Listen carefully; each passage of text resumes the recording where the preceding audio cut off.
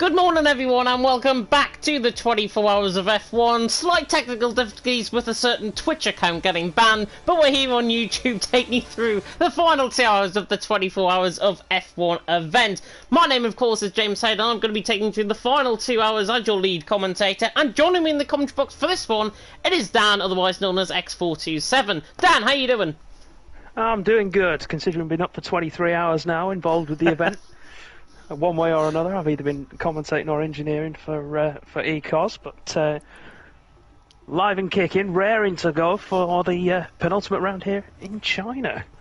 Yeah, penultimate round in China, of course, the Shanghai International Circuit. My first experience, I think, of actually commentating on this track, of course, not really used in any of the leagues that I commentate on. And the Shanghai International Circuit will produce a lot of good action, I am sure. We're just waiting on one of the drivers, I think, to join, and then we'll pretty much be good to go. Have a check through the lobby settings as well, because I know people might complain if the lobby settings are wrong, but that is obviously going to be the case.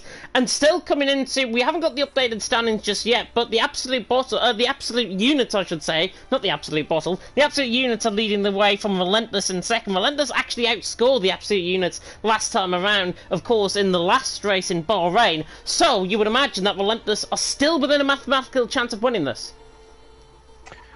Certainly will be, yeah. I'm not, obviously, without the proper standings, we won't know exactly where the field of battle is and where the units on it lie, but I think we've got maybe 3 teams, as you say, battling out for the overall win. And then a lot of juicy battles further on down the order as well for the minor positions. And there's pride and bragging rights at stake for all involved, of course. Yeah, pride and bragging rights at stake, definitely, but the absolute units, of course, leading the way. 383 points is the latest total that we have. Of course, it's updated since, of course, Bahrain. Relentless second and 345 points. Nordic E-Racing in third and 303. Further down the field as well, quite a good battle beginning to develop between QVR, XL and ECOS. And I knew QVR and XL quite well in terms of commentating on LOE on a Saturday. And both of their teams have been very, very good and very consistent so far. Of course, Neo was in for XL in this round, and looking through the rest of the round as well, we do have, and I'll tell you actually, who we do have for each car and each team in this. That is Abu Dhabi, that's the wrong one. Neo racing for XL. For QVR, they're represented by Verstappen. Verstappen second in the championship in LOE Division 1 this season, so he'll be hoping, of course, to try and get a very good result on the board. We'll run to you through the team. It's not going to be showing up on your screen, obviously, but XL Racing Team represented by Neo, ERT represented by Khalifa, Relentless represented by Nathan, Esports Wales represented by Old School, IFR Esports represented by IFR Fruitful, formerly, of course, an LR driver. Team Has-Beens and Team Has-Beens represented by Nightshade. Barry Carell's represented with the PSGL F1 champion of VSR Used. Humble Squad represented by Yordi. Contest of Speed Esports represented by Shifters. I think there's been a change to that as well because Menno is in instead. Nifos, VOR Nifos represented by TTG York, KVR represented by Verstappen, Paul Job Racing represented by Trinity, the Absolute Units represented by Sam Corby. Going to be interesting to see, of course, how Used and Sam Corby get on. Olimpo represented by Tiramisu, Tic Tac and Co. Nice team name. I think they get the award for that. Aspect of representing them. Vapor Esports with Vapor TDB. Team Shipsvingers, that's probably an awful pronunciation, but they're represented by Elting. Nordic E-Racing represented by Morn, Neverlast Racing represented by Dylan, and Team Speed Esports represented by Knighton. Looking through that grid, Dan, Used obviously stands out. PSGL F1 champion, probably the one to beat? I would imagine so, yeah. I mean, from what I've seen so far, of course, Sam Corby is always going to be near the front. Verstappen as well. I would say, depending on what sort of form he's on, after only just getting out of bed, Menno could be in with a shout of being a dark horse, same with Fruitful. There'll be a couple of others, I imagine, as well, that I'm unaware of, but definitely I would say Sam Corby and probably Verstappen, the two, I would say, are going to be at the front. Yeah, Verstappen certainly has been so quick in terms of his LOE season. Of course, took it to NSX Montana. He is the full-time champion, of course, now from LOE. And obviously, it is an absolute sweaty grid, I've got to say, here in China. Of course, we're here at the Shanghai International Circuit. No previous run-ins, of course, in the last 2 years of this Grand Prix, but it is a 5.4-kilometre length circuit, 3.3 miles, 16 turns, in fact, awaiting these guys out on track. Just the two DRS zones, one down the start-finish straight and one down in towards turn 14. And you would imagine, Dan, of course, one-shot qualifying and this 50% race, plenty of overtaking is going to be had. Absolutely. Of course, that massive straight with the very long DRS zone is going to be your prime overtaking point, but then also into turn 1 as well, if anyone's feeling brave. And potentially a couple of others as well around the lap if we see some mistakes from drivers. But just wanted to point out, of course, we've got the Elite Racing team with, I believe, originally it was Khalifa, but it's now going to be... Tomo, I think.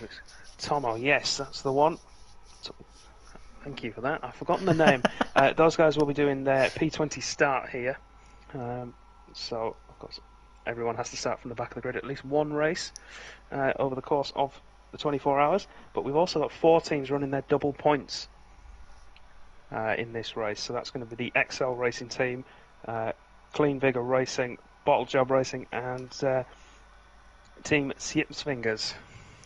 Yeah, definitely so. We're about to get going on Vapor TDB on a lap now on the rundown. It always seems that I go on board with the lap and it's always TDB that we go on board with. But the Vapor Man now coming up in towards turn number 1. I've just turned off the hood by mistake. Sorry about that. As now we come through the right-hander of turn 2 and then through the left-hander of turn 3. Pretty much through the snake section as we now loop out through turn 4 and towards the end of the first sector as we go towards the right-hander. Sam Colby out on top, Neo second, TDB third as we get through the end of the first sector. TDB though, first sector, 24.1 through the first sector from TDB, looking quite good so far. That is the Vapor Man. Of course, they're representing the Williams team here tonight. But coming through now turn 7 and then through in towards what again looks like a bit of a snake section. Coming through turn 8 and then through the double left-hander of turn 9 and 10. Avoiding the curbs nicely, TDB. That is one privilege, of course, that the curbs will end up spinning the cars. So a majority of you guys might end up making mistakes. TDB's look good on this lap so far though. 51.4 through the middle sector and he just locks up in towards turn 12 and now comes through the right-hander of turn 13, this long sweeping hairpin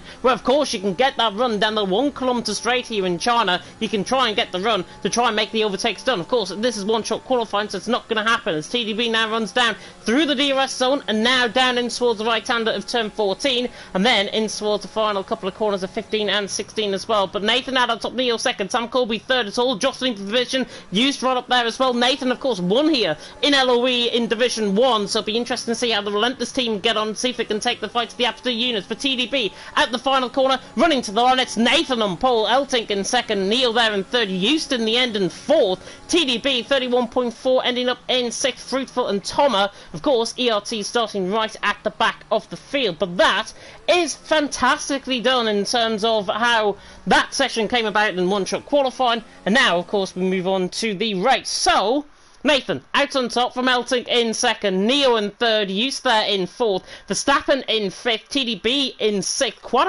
a expansive grid in terms of the lap times. Menel there in seventh, Jorgen eighth, Sam Corby in ninth, Yordi running off the top 10 with Dylan 11th, Big Panther 12th, Speed Knighton in 13th, Tiramisu 14th, Old School for ESW running the Irish flag, Traitor, Aspect in 16th, Nightshades in 17th, Fruitful and Toma right down the back of the field in 18th and 19th position.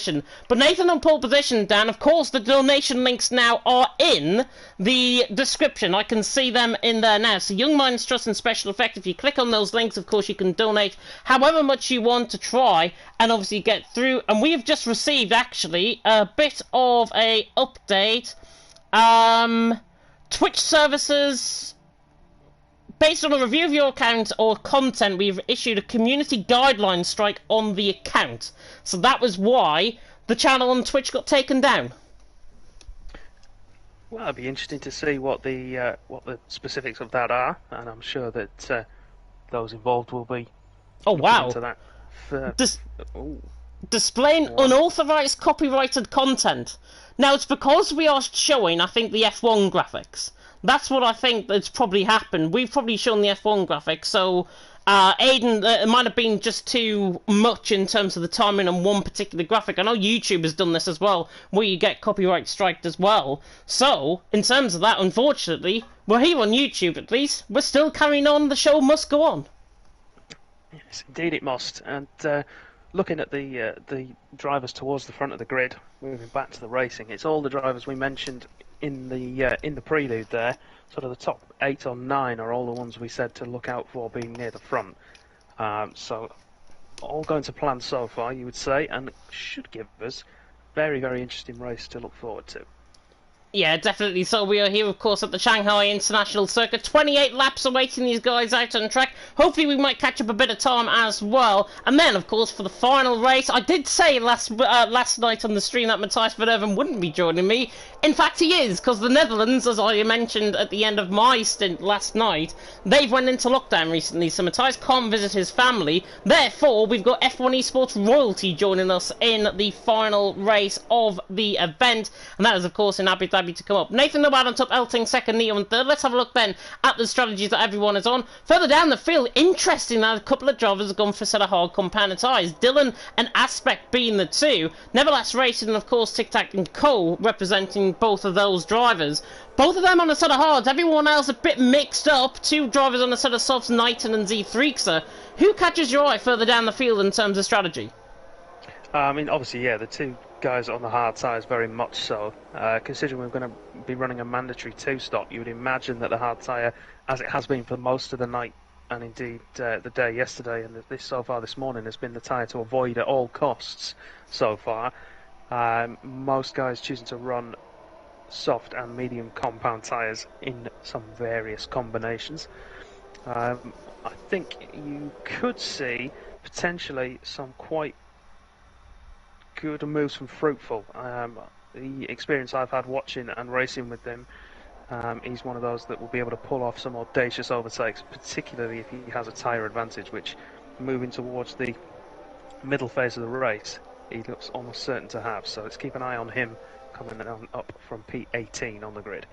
Yeah, definitely. So, formerly of LR, of course, now joining the IFR team. I've had the privilege of commentating on him in the past as well. And Fruitful, very quick driver. Watch out for him on a set of medium compound tyres. Tomer was quite quick as well last night in the race that I commentated on. I think it was in the Netherlands, if I'm not mistaken, or one of the two was either Austria or the Netherlands. Tomer was very quick there for the ERT guys. Obviously replacing Khalifa here for this race. Tomer has got a chance, I think, from 19th position on the grid, but looking at further up the field, Nathan, winner here in LOE on a Saturday, of course, in Division 1. He took the race win here. Will he try and repeat that feat, or will somebody else try and bring the fight to Nathan out in front? I'm going to come across to you, though, Dan. Top 3.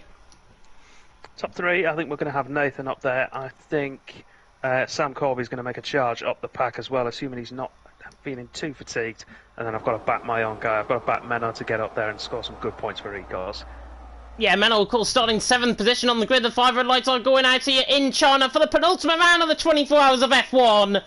And it's lights out and away we go. Quicker reaction there by Elting, and he's going to get the run on Nathan down in towards turn 1. And now Elting will go side by side, but it looks like Nathan's just got the legs to lead in towards turn 1. Elting there caught on the curb slightly, but Nathan leads through turn 1, now in through turn 2. Everyone's clean through safely. Used there and forth as a spinner further down the field. That's Vapor B being caught up in a bit of contact. Not sure if that was knock-on effect from old school possibly in all of that. But Nathan leading the way. Elting in second, Neo in third. Used on the back of Neo though. On the run now down in towards turn number 5. Can he try and get the move done? Menno tries to sweep around the inside line as well of Verstappen, and now Verstappen gets a much better exit because Hughes obviously ran in that little bit of dirty air. Menno and Dylan going side by side as well with Jorgen behind. Tomer is in behind as well. He's down into 17th positions, gained a few positions though off the start, and he's actually going side by side with Tiramisu going all the way around the outside of the spinner, and that's Z3xer or Aspect. It's Aspect that is round. So Aspect is round, unfortunately for them, and now a battle for third as we see that was Nathan defending off Elting, and Nathan's gone wide, and Elting retakes the lead of the race. So Elting now through, and he's into the lead for the first time. Nathan there in second, Neo in third, Houston in fourth. Chaotic start.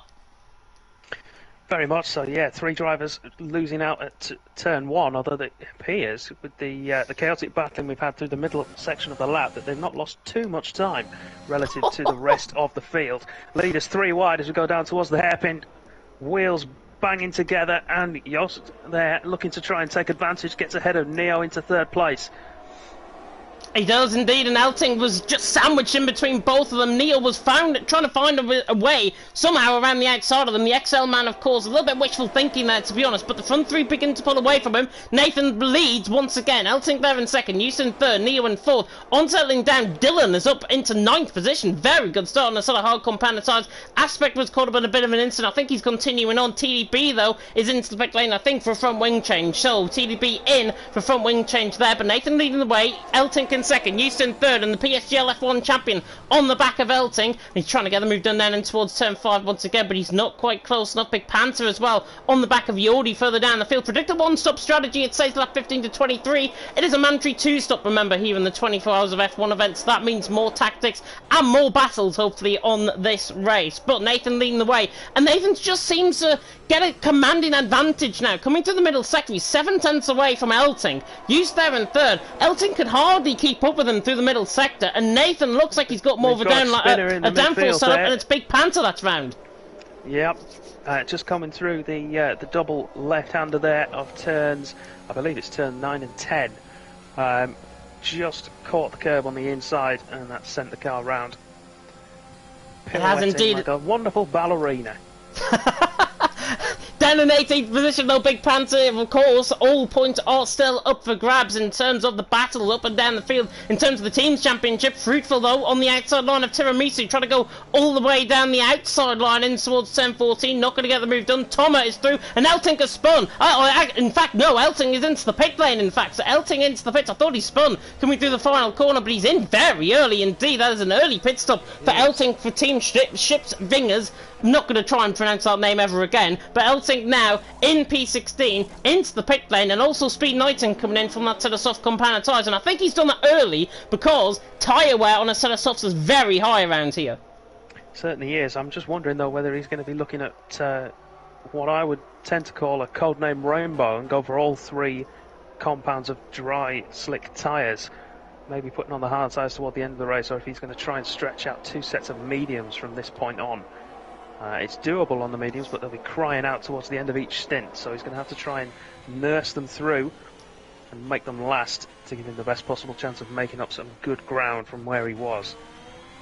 Yeah, definitely. So Sam Corby on the back as well of Ecos Menno, currently Relentless are outscoring the absolute units at this stage. Relentless leading the way, and this could mean that we eventually get to a decider in the final round of the championship, of course, in Abu Dhabi. We could get a decider between the absolute units and, of course, Team Relentless, who are obviously out in front. Relentless leading the way with Nathan, Used there in second, Neo in third, the XL man doing well. He did win around here in the past in LOE as well, so Neo's got good form around this track. Menel there in 5th, Sam Corby in 6th as well. Old School right on the back, lock up there from Yordi, goes a little bit deeper now. Old School can try and sweep underneath him coming out through as Nathan is into the pit lane. Verstappen and Menno are also into the pit lane as well. Of course, the gravel removed from the 2007 excursion of Lewis Hamilton, and that was Nightshades going sideways, coming through the final corner. Now it's side by side in the background because Toma and Fruitful are going side by side down in towards Toma, and Tiramisu goes down the inside line of Nightshades. Can he try and get the move done? The AlphaTauri and the Aston Martin going side by side, and the AlphaTauri is through. Lovely move that by Tiramisu, and he's through and he's into 6th position for Olimpo. He was. Tiramisu there, able to hog the apex there of turn 1 like his favourite granny. Nightshade's giving him a little bit too much room, I think, if he wanted to be aggressive with his defending, but of course some of these guys have been awake for as long as I have. Contact there between Fruitful and Nightshades. It's the Mercedes man for IFR that comes out on top though. Nightshade's losing 2 positions because the only Tom taking advantage of that to jump 2 places up to P7 now in his Red Bull. Yeah, like a partner of the Red Sea, Nathan's trying to go all the way around the outside of turn 7 on Z3, who is lagging slightly, but Nathan absolutely sends it around the outside of Z3. That might be the move of the 24 hours. Nathan is through on fresh compound tyre on that set of mediums. He's now in clear air. Z3 has just been done like an absolute kipper in behind, and now Elting is right on the back of this as well. So Elting actually came out 8 tenths behind Nathan, so relatively the same as the 2 L-plans now, or the Alpines I should say, going side by side, and Z3 doesn't want to give right away the corner. It's going to be careful because now Neo comes underneath, and Elting rejoins track just in front of Verstappen, which is unfortunate for him, and he's held up in the process. Neo though, and Z3 contact there as well between Verstappen and Elting. I don't think there'll be any damage because we're running reduced damage, of course, in this event, but potential danger there for Verstappen, but he's going to lose out indefinitely with a lot of time. And he's going to be stuck behind Eltink as well now, whilst his rivals pull away into the distance.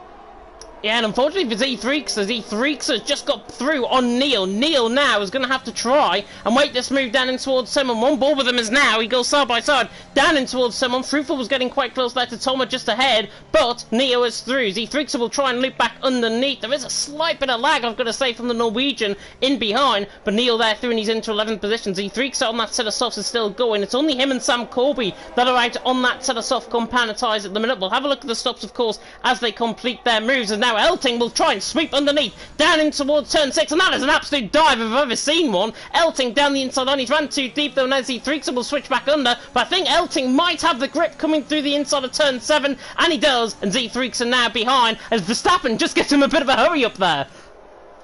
Yeah, it was a little bit of a chain reaction there. Verstappen going into the back of Z3 and then the first Alpine going into the back of Elting in the second.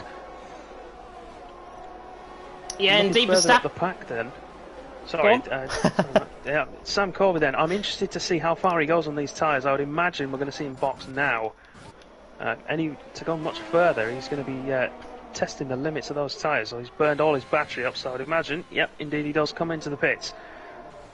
He is into the pit. Speed Knighton is round coming through the end of the middle sector, so he is round coming through turn 10, that is, the left-hander. Dylan now inherits the lead of the race. Old School there in second. I think Z3 will probably come in as well, also on that to the soft compound inside. But Sam Corby now in, of course, representing the hang on, I need to get my lobby up. I'll just see what team he's actually in, because I can't remember. It's the Absolute Units, and the Absolute Units now are behind, once again, Relentless, and Sam Corby now is ahead, actually behind Menno and Z3, who goes side by side through turn 1 for Verstappen, looking quite close on the back of Elting, but Menno is through on Z3, and that is really, really bad, I think, for Sam Corby. He's out behind, really a rolling roadblock. He is, yeah. I mean, I would imagine that he was expecting, not that it's taken him long to get through, to be fair, as Z3 runs wide, but as you and I were as well, expecting Z3 to pit there and not cause any sort of issues. Of course, Sam Corby, before he came into the pits, was roughly this distance behind Menno, so I think if he pitted maybe a lap earlier, instead of stretching them to lap 5, he might have been able to get the jump on the second Ferrari with an overcut, which is not something we see very often. And speaking of overcuts, actually, Eustace is behind Nathan. So Eustace has actually overcutted Neo and Eltink in all of this, and he's now in a net second position. Nathan, of course, still in 8th, the top 7 still to pit in. Nathan there, on the back of Big Panther. This could be quite close running down in towards turn number 14. That is the right-hander, of course, at the end of the straight. But Nathan now pulls out of the slipstream of Big Panther. I don't think Big Panther's probably going to fight this. Will Eustace try and sleep underneath as well? He does, tries to dive it down the inside line. A bit of a lock-up there from Eustace. Can he try and get the move done though on the exit at turn 14 now to a kick of 15, and he's got to go all the way around the outside of the final corner. Big Panther, I think, relentlessly backs out of that move, and that's very, very good, I think, from that, because there would have been a better contact. Nathan's still in 7th, Eustace in 8th, and Eustace now through. He can now part on the back as Verstappen going side by side with Eltink. Yeah, we've seen the two Ferrari swap positions as well. Sam Corby getting past Menno down towards the hairpin at the end of the long straight. I'm riding on board with Fruitful, currently in P4, was right on the back of Tiramisu, but got a little bit of a tank slapper coming out of turn 3, and that's just caused him to drop back a little bit. He was eyeing up a move for this lap down in towards turn 14. But, he's going to have to either close back up quickly, or he's going to have to hold off for one more lap. Dylan leading the way, just holding off Old School from DRS, as Old School dips inside DRS range of the Aston Martin, and I wonder, that gap has closed up dramatically. Has Dylan got a problem maybe? Either he has, or those tyres, I think he might have gone off coming through turn 9 or 10, and that's why he's just overheating the rear tyre slightly, and you can see him trying to correct himself in terms of the steering. Otherwise, it might be his wheel that it could be failing, or if he's on a pad, it could be the pad. As now Old School will pull alongside an absolute sweep on by. So Esports Wales, I think I could probably say this for the first time in this event, leads the way in China. Old School leads the way, Dylan there in second, Tiramisu in third, Fruitful was quite close, Nightshades is absolutely sent it on the back of Toma very close for a bit of contact there. They actually ghosted inside of each other there, and Toma now through, and he's back into 5th position. Used though on the back of Nathan. Old School getting overtaken by Dillon for the race lead, but now Used on the back of Nathan. Think he'll just wait him behind on this lap, but he is close enough to try and run in for a move, but he's not going to be, and Used will just wait in behind on Nathan. And I think this is nice from Used. He's just waiting in behind. Nathan is prone to mistakes, and I have seen him do it before, so Used can now just apply the pressure to his fellow teammate. Yeah, and of course those two are net P1 and P2, the top 6, of course, yet to make their first pit stop. So once they do, they'll drop behind the two McLarens. And if, like you say, if you can make Nathan drive into a mistake and pick up a penalty, then all he has to do is sit behind and potentially wait. Have we got... Aspect round coming through the final corner. Z3 are trying to loop around the outside line there, I think. And now Z3's in 18th, Aspect there down at 19th. Those two very good friends, of course, in former leagues in the past. And Z3's at that 18th, Aspect there in 19th position. Just caught on the inside curb, I think, Aspect there. Just trying to go for the inside gap. It wasn't there. And now he's spun round and he's down in 19th position. Still 20 cars running, which I'm glad to report. Old School on the back of Dillon. Not going to be close enough running down, possibly in towards turn 14. But somebody that might be, though, Fruitful on the back of Tiramisu, beginning to close in once again. But once again, just holding sway at the minute. We're about to go on to lap 9 out of 28. Dillon leads the way. Old School second. Tiramisu in third as Fruitful goes for a little bit of a spin. And Verstappen nearly gets the move done on Big Panther. And in fact, he does. Verstappen through into P10. Just getting that move done there. And Elting now on the back. And Big Panther now a bit of a rolling block for Elting. Yeah, of course, Big Panther, one of the cars that stopped very early on in the race. In fact, I think it was the first lap that he came into the pits. So those medium tyres now causing him a few issues relative to the guys around him. We're seeing Fruitful all over the back of Tiramisu as well, giving him a little push through turn 2. But will he have enough this time around to get past? He's got half a battery's worth of ERS to go.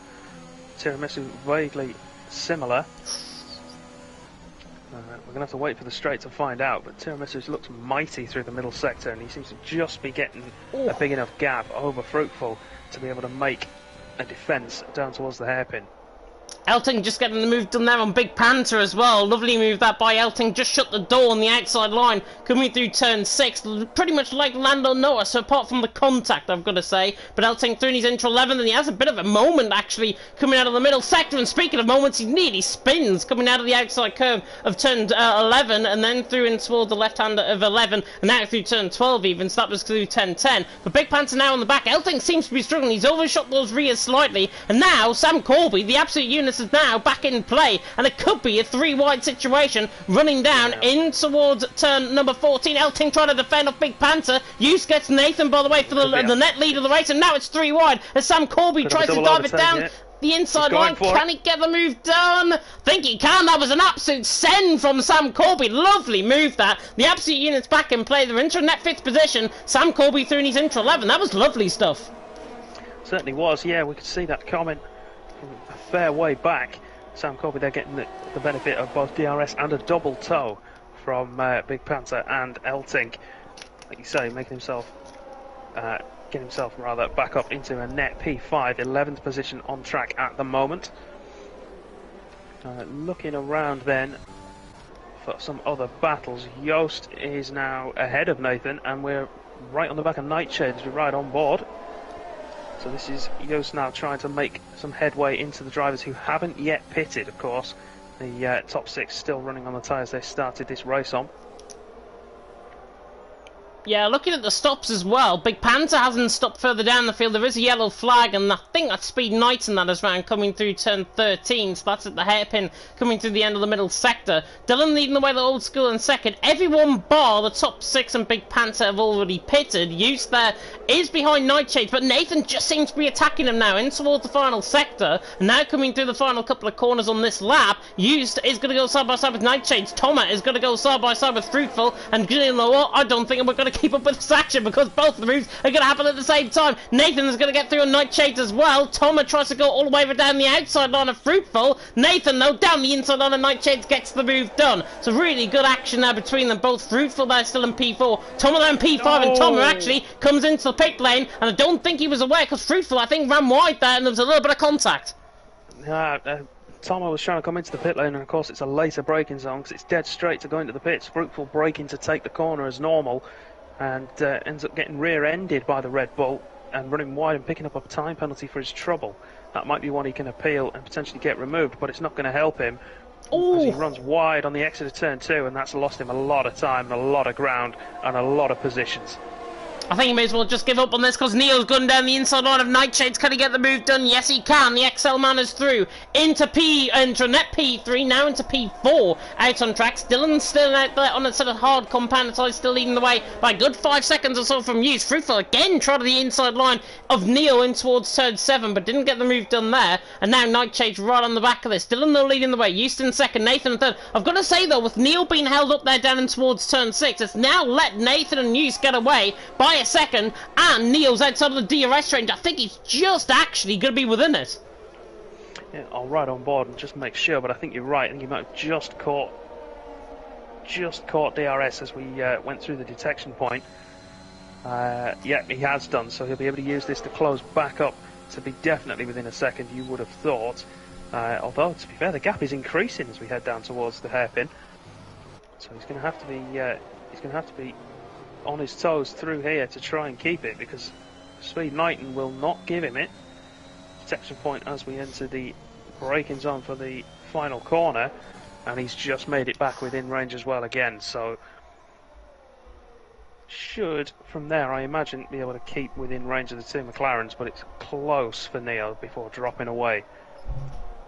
Yeah, Nathan threw back through for the lead of the race. Hughes, by the way, ran wide, coming to the final corner, picked up a 3-second penalty, so that's now going to cost the Barra Corrales driver. Nathan leading the way. Houston second, Neil in third. Neil was back in this now, in this battle, and he's pulled away, of course, because Fruitful and Nightshade are holding up Verstappen, and now the Dutchman, I think, is going to hold no strings attached to try and go all the way around the outside of 6. Can he try and get the move done? Now switching back under, and now Verstappen trying to go all the way around the outside. I think he's going to have the move done even before turn 7. Nightshade's on the inside line, and Verstappen swoops around the outside line. Nice movement now, I've got to shape by Nightshade. He could have easily tried to fight Verstappen through the corner. Verstappen just let go, and now Verstappen on the back of Fruitful. But still Verstappen stuck in a bit of a sandwich between two cars that are obviously a bit slower than him, and now Verstappen has got to try and up that pace, and in fact as well, serve up his DRS because he's only on less than 20%.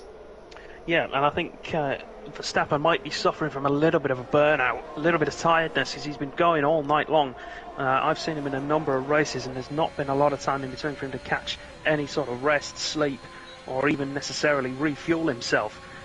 So it could be a case of him running burnt out, or maybe the setup he's running isn't quite working for him. But as we see him make his way past Fruitful, he'll make his point to prove me wrong. Yeah, definitely so. He's 2.9 seconds there behind Neo. These two have had a good battle in the past. Fruitful decides to come into the pit lane. Nightshade stays out for another lap. Sam Corby is not entirely out of this battle either in the Ferrari. He's there in 7th position. Hughes was on the back of Nathan running towards someone. He didn't get the move done. Nathan there still in the lead, in the net lead of this race. They are catching Dylan. I'm very surprised though that the gap hasn't closed up to less than a second already, because Dylan seems to have life on that sort of hard compounded tyres, and he looks like he's trying to extend, possibly onto 2 soft stints, I would say. Potentially, yeah, but I would imagine that the soft tyres are not going to be particularly forthcoming when it comes to stretching them beyond maybe 4 or 5 laps, and that's not going to give him the chance to really take advantage of that soft compound. As we see Sam Corby going side by side with Nightshade. And contact made between the two. Sam Corby there trying to go around the inside, mounting the curb, and then the tail getting a little bit happy there, and that was always going to end in tears. Unfortunately, it's Nightshade, the one who loses out. Yeah, unfortunately, acting as a wedge. Yeah, coming through turn 7 there, Nightshade, I've got to say, just closed the door certainly on Sam Corby. The little bit of contact came from about that. Hughes, by the way, in the back of Nathan's not going to get the move done down in towards turn 14. He is, though, going to try and push him through the corner. Very close indeed, Hughes on the back of Nathan. But Sam Corby has came up better off, and I think that's honestly the case, because I thought Nightshade was probably the one that actually was more involved in that instant than Sam Corby was. Sam just tried to back off the throttle, the two cars interlocked on each other, and both of them ended up spinning coming through turn 7. I think there was a catch of the curb there as well from them both, yeah. But Sam Corby there 7th on the back of Elting still.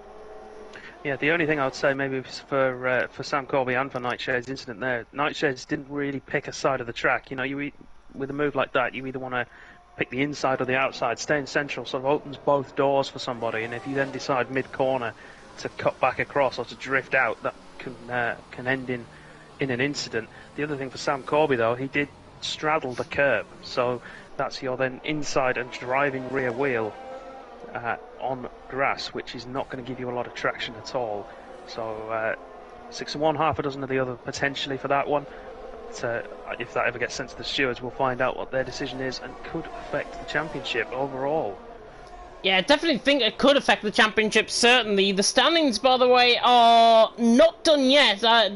J. Cole's actually asking for the Bahrain results, so we're a little bit behind in terms of the standings, but we'll try and get them to you, of course, as we do so. Dylan leads the way halfway through here in China. Nathan there in second, Eust in third, and Eust once again trying to close in on the back of Nathan. Nathan had no DRS, he's only 8 tenths behind Dylan, but he had no DRS because he was outside of a second in that DRS detection point, and now let's use now right into play. But Nathan now coming to the next detection zone is going to have the DRS on Dylan, so he can try and defend, as actually Nathan is into the pit lane. So Nathan into the pit, so for Team Relentless go early. Sam Corby will be interesting to see if he tries to respond, because of both of these guys, of course, are battling out in terms of the top 2 positions in the standings. Sam Corby there is staying out at least a couple of more laps. Nathan, though, into the pit lane, another set of mediums, that's his second stop, so he's going to the end. Yeah, it's going to be 14 laps on this second set of medium tyres after a 10-lap stint on his first set. Could potentially stretch them a little bit further, but I suppose he doesn't want to compromise his strategy with having to potentially stay out or fend off from Yost. So 14 laps is doable on those medium tyres. He's not going to be struggling too much towards the end, as we've seen from Nightshade with his starting stint on those mediums. He can easily do it. So potentially an undercut as well if he can get himself some clear air, but he's caught at the minute behind TDB and Old School. TDB seemingly making it very easy for him to get through there. That is what you like to call, I think, moving out the way of a driver that is not on your team. That is terrible from TDP. He could have easily tried to fight that and hold Nathan up a bit, but no, he wants Nathan to try and go about things. I'm not sure if they're in the same party, there might not be, but TDP just let through Nathan, and it's something that you normally see in a normal league race. This is the 24 Hours of F1 event still. Nathan, though, is going to try and sweep under Old School. Look at this for a move down the inside line and towards turn 13. Is he going to have a DRS detection point, though? I think he did, so Nathan is going to pull away now from Old School, and the Esports Wales driver will try and catch back up to the back of Nathan, but in that so, Nathan is just going to pull away, and actually Old School being helped along here with TDB, obviously 8 tenths down. Old School can pick up a little bit of free slipstream really from Nathan, but into the pit lane, Neo, Eltink and Sam Corby all in. Yeah, very short middle stint there for Sam Corby. Only 9 laps on that set of medium tyres. He's going to be going 13 for the final run. Of course, it ran an extended first stint. Fruitful with the fastest lap on a set of soft tyres, 33.784 for him.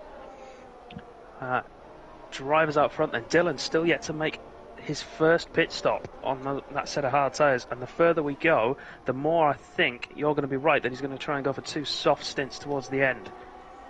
Well, I think he'll be in this lap. I think if my calculations are right, certainly, you would do 6 and 6 on a set of softs. There's 12 laps to go, so you would split the stint in half, and you do 2 and 2, basically. TDB is as well as getting out of the way of Neo.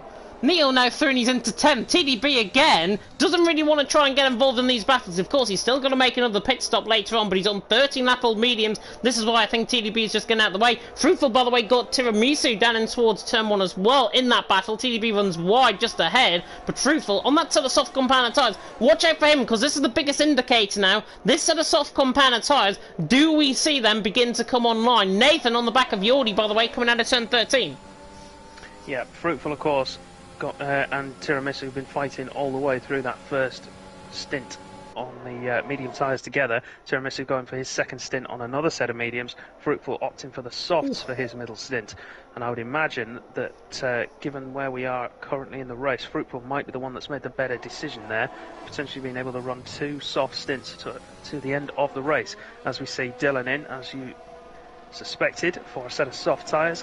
And then we've got Menno, Jorg and wow, Jordi in as well. Actually, a lot of cars coming into the pits.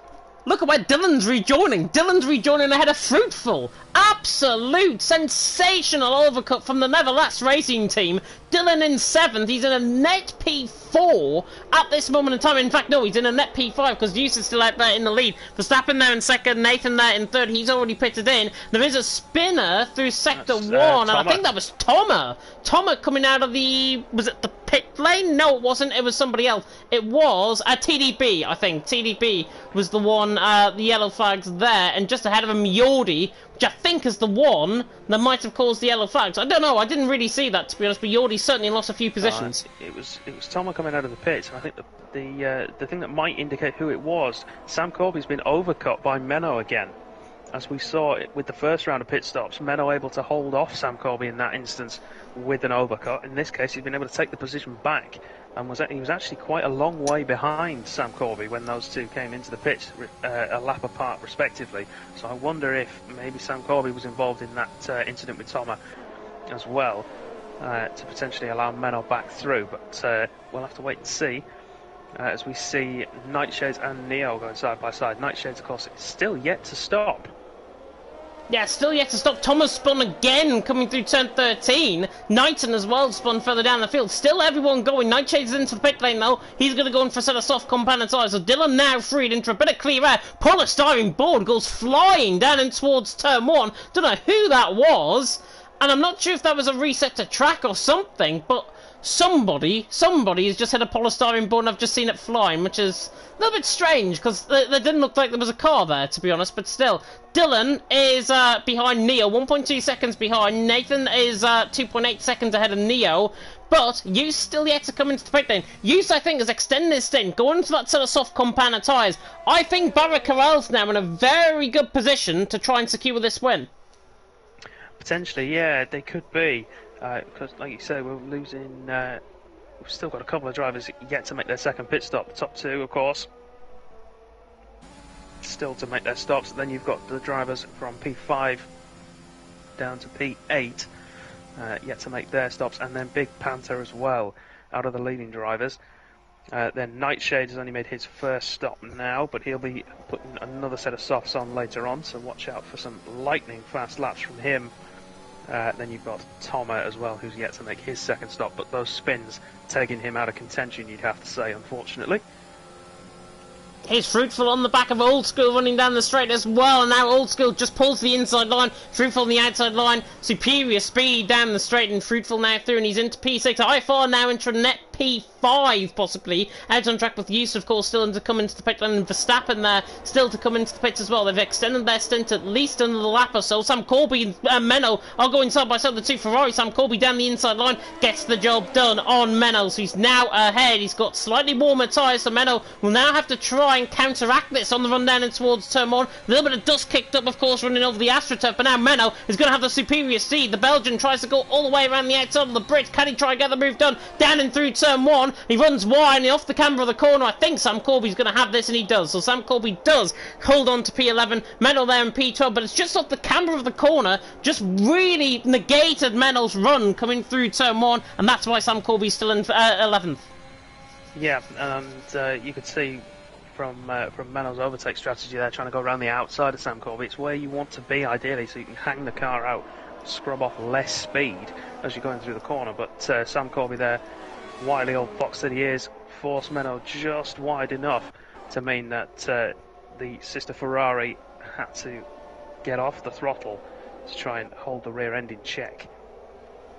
Old School still hanging on to the back of Fruitful. This is for 6th and 7th position on a set of medium compound tyres. He's doing a phenomenal job, I've got to say, to try and stick in. And I think only Dylan has probably timed it right in terms of his stint. They can only go about 6 laps before they're around 40-45% worn. Verstappen now, however, into the pit lane. You still extends on his stint by another lap. Verstappen, though, into the pit lane. 8 laps on a set of soft compound tyres are manageable, but they're going to be very worn towards the end. They are. They're going to be crying out, aren't they? One thing I've just noticed riding on board with Dylan is he's doing a lot of fuel saving, a lot of lifting and coasting, a lot of very early upshifts, and he is running at a fuel deficit at the moment, so he's got to try and make that back in the final 8 laps, because we don't know quite how little fuel he has on board, but judging by the nature of his shifting and the lift and coast strategy he's employing, it could be quite a long way that he's got to try and build that fuel back up. It's a bit like Zandvoort, where I covered last night, where drivers ran out of fuel coming around the final corner. I think it was Tiramisu and it was another driver, but it was two of them, and both of them ran out of fuel at Zandvoort. It's a completely different track. Yordi, by the way, has gone off coming through turn one. Not sure if there was a little bit of contact there with possibly Old School coming out of the pit lane, but Yordi has continued on. He's down there in 17th, of course. Yusto leading the way. I think Yusto probably going to try and extend his stint just that little bit further. He's on 14 lap old mediums at this stage. Nathan is 15.8 behind. Eustace going to come out in behind Dylan, I think, quite comfortably, but he is going to have the fresher tyres compared to everyone else in the field. So Eustace now, is he going to come into the pit lane? Yes, so Eustace is now in, so he's going to go around 7 or 8 laps on this sort of soft compounder tyre.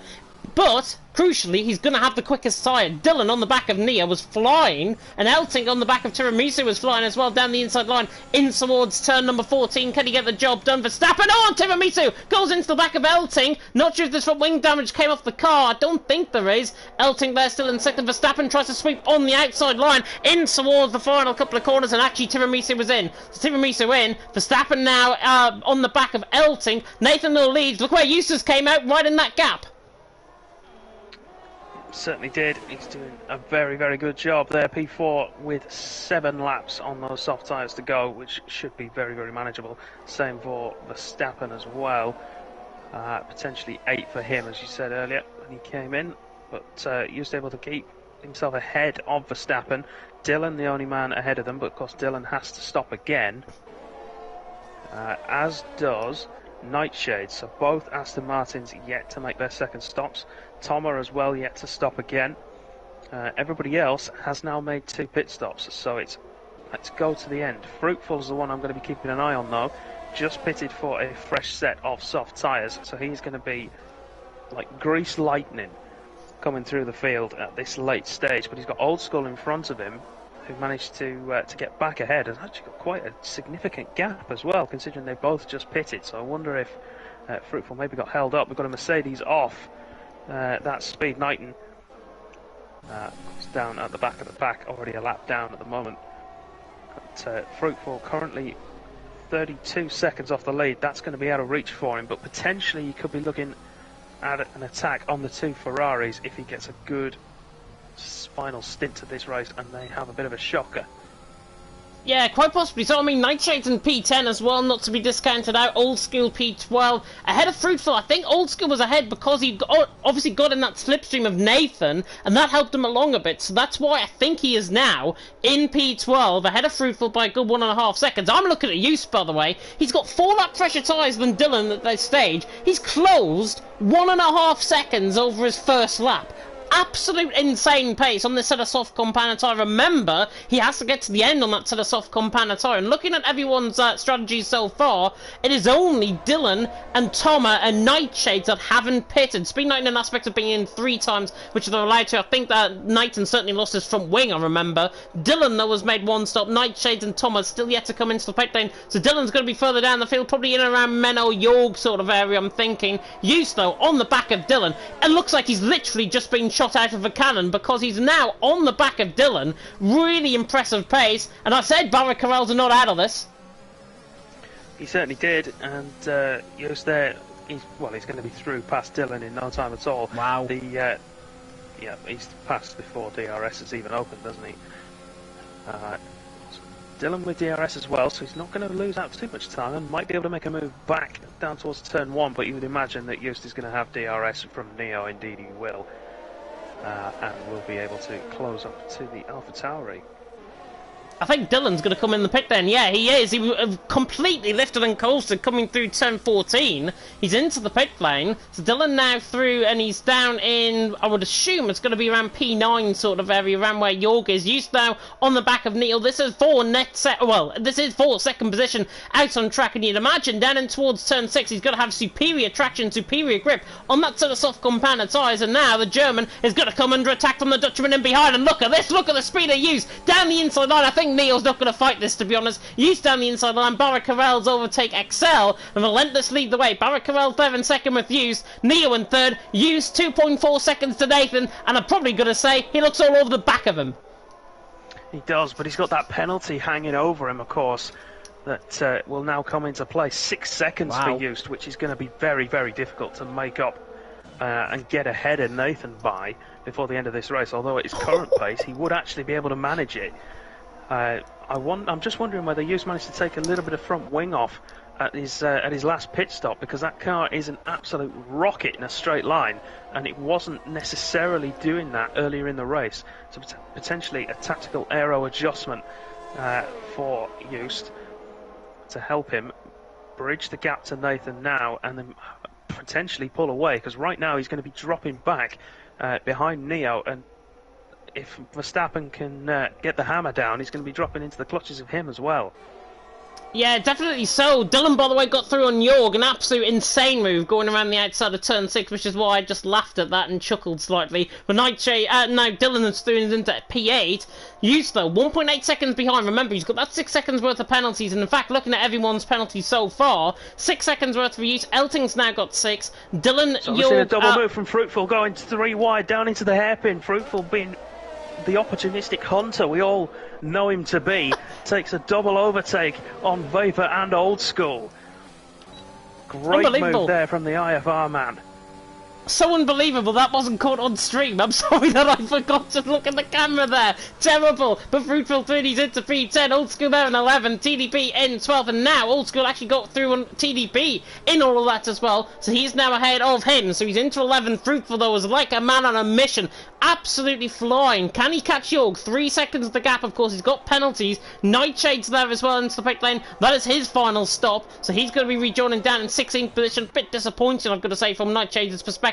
Nathan still 1.2 seconds over, but the advantage now, the negated advantage between the set of mediums and the set of softs beginning to come into play. Just 1.1 seconds behind Nathan.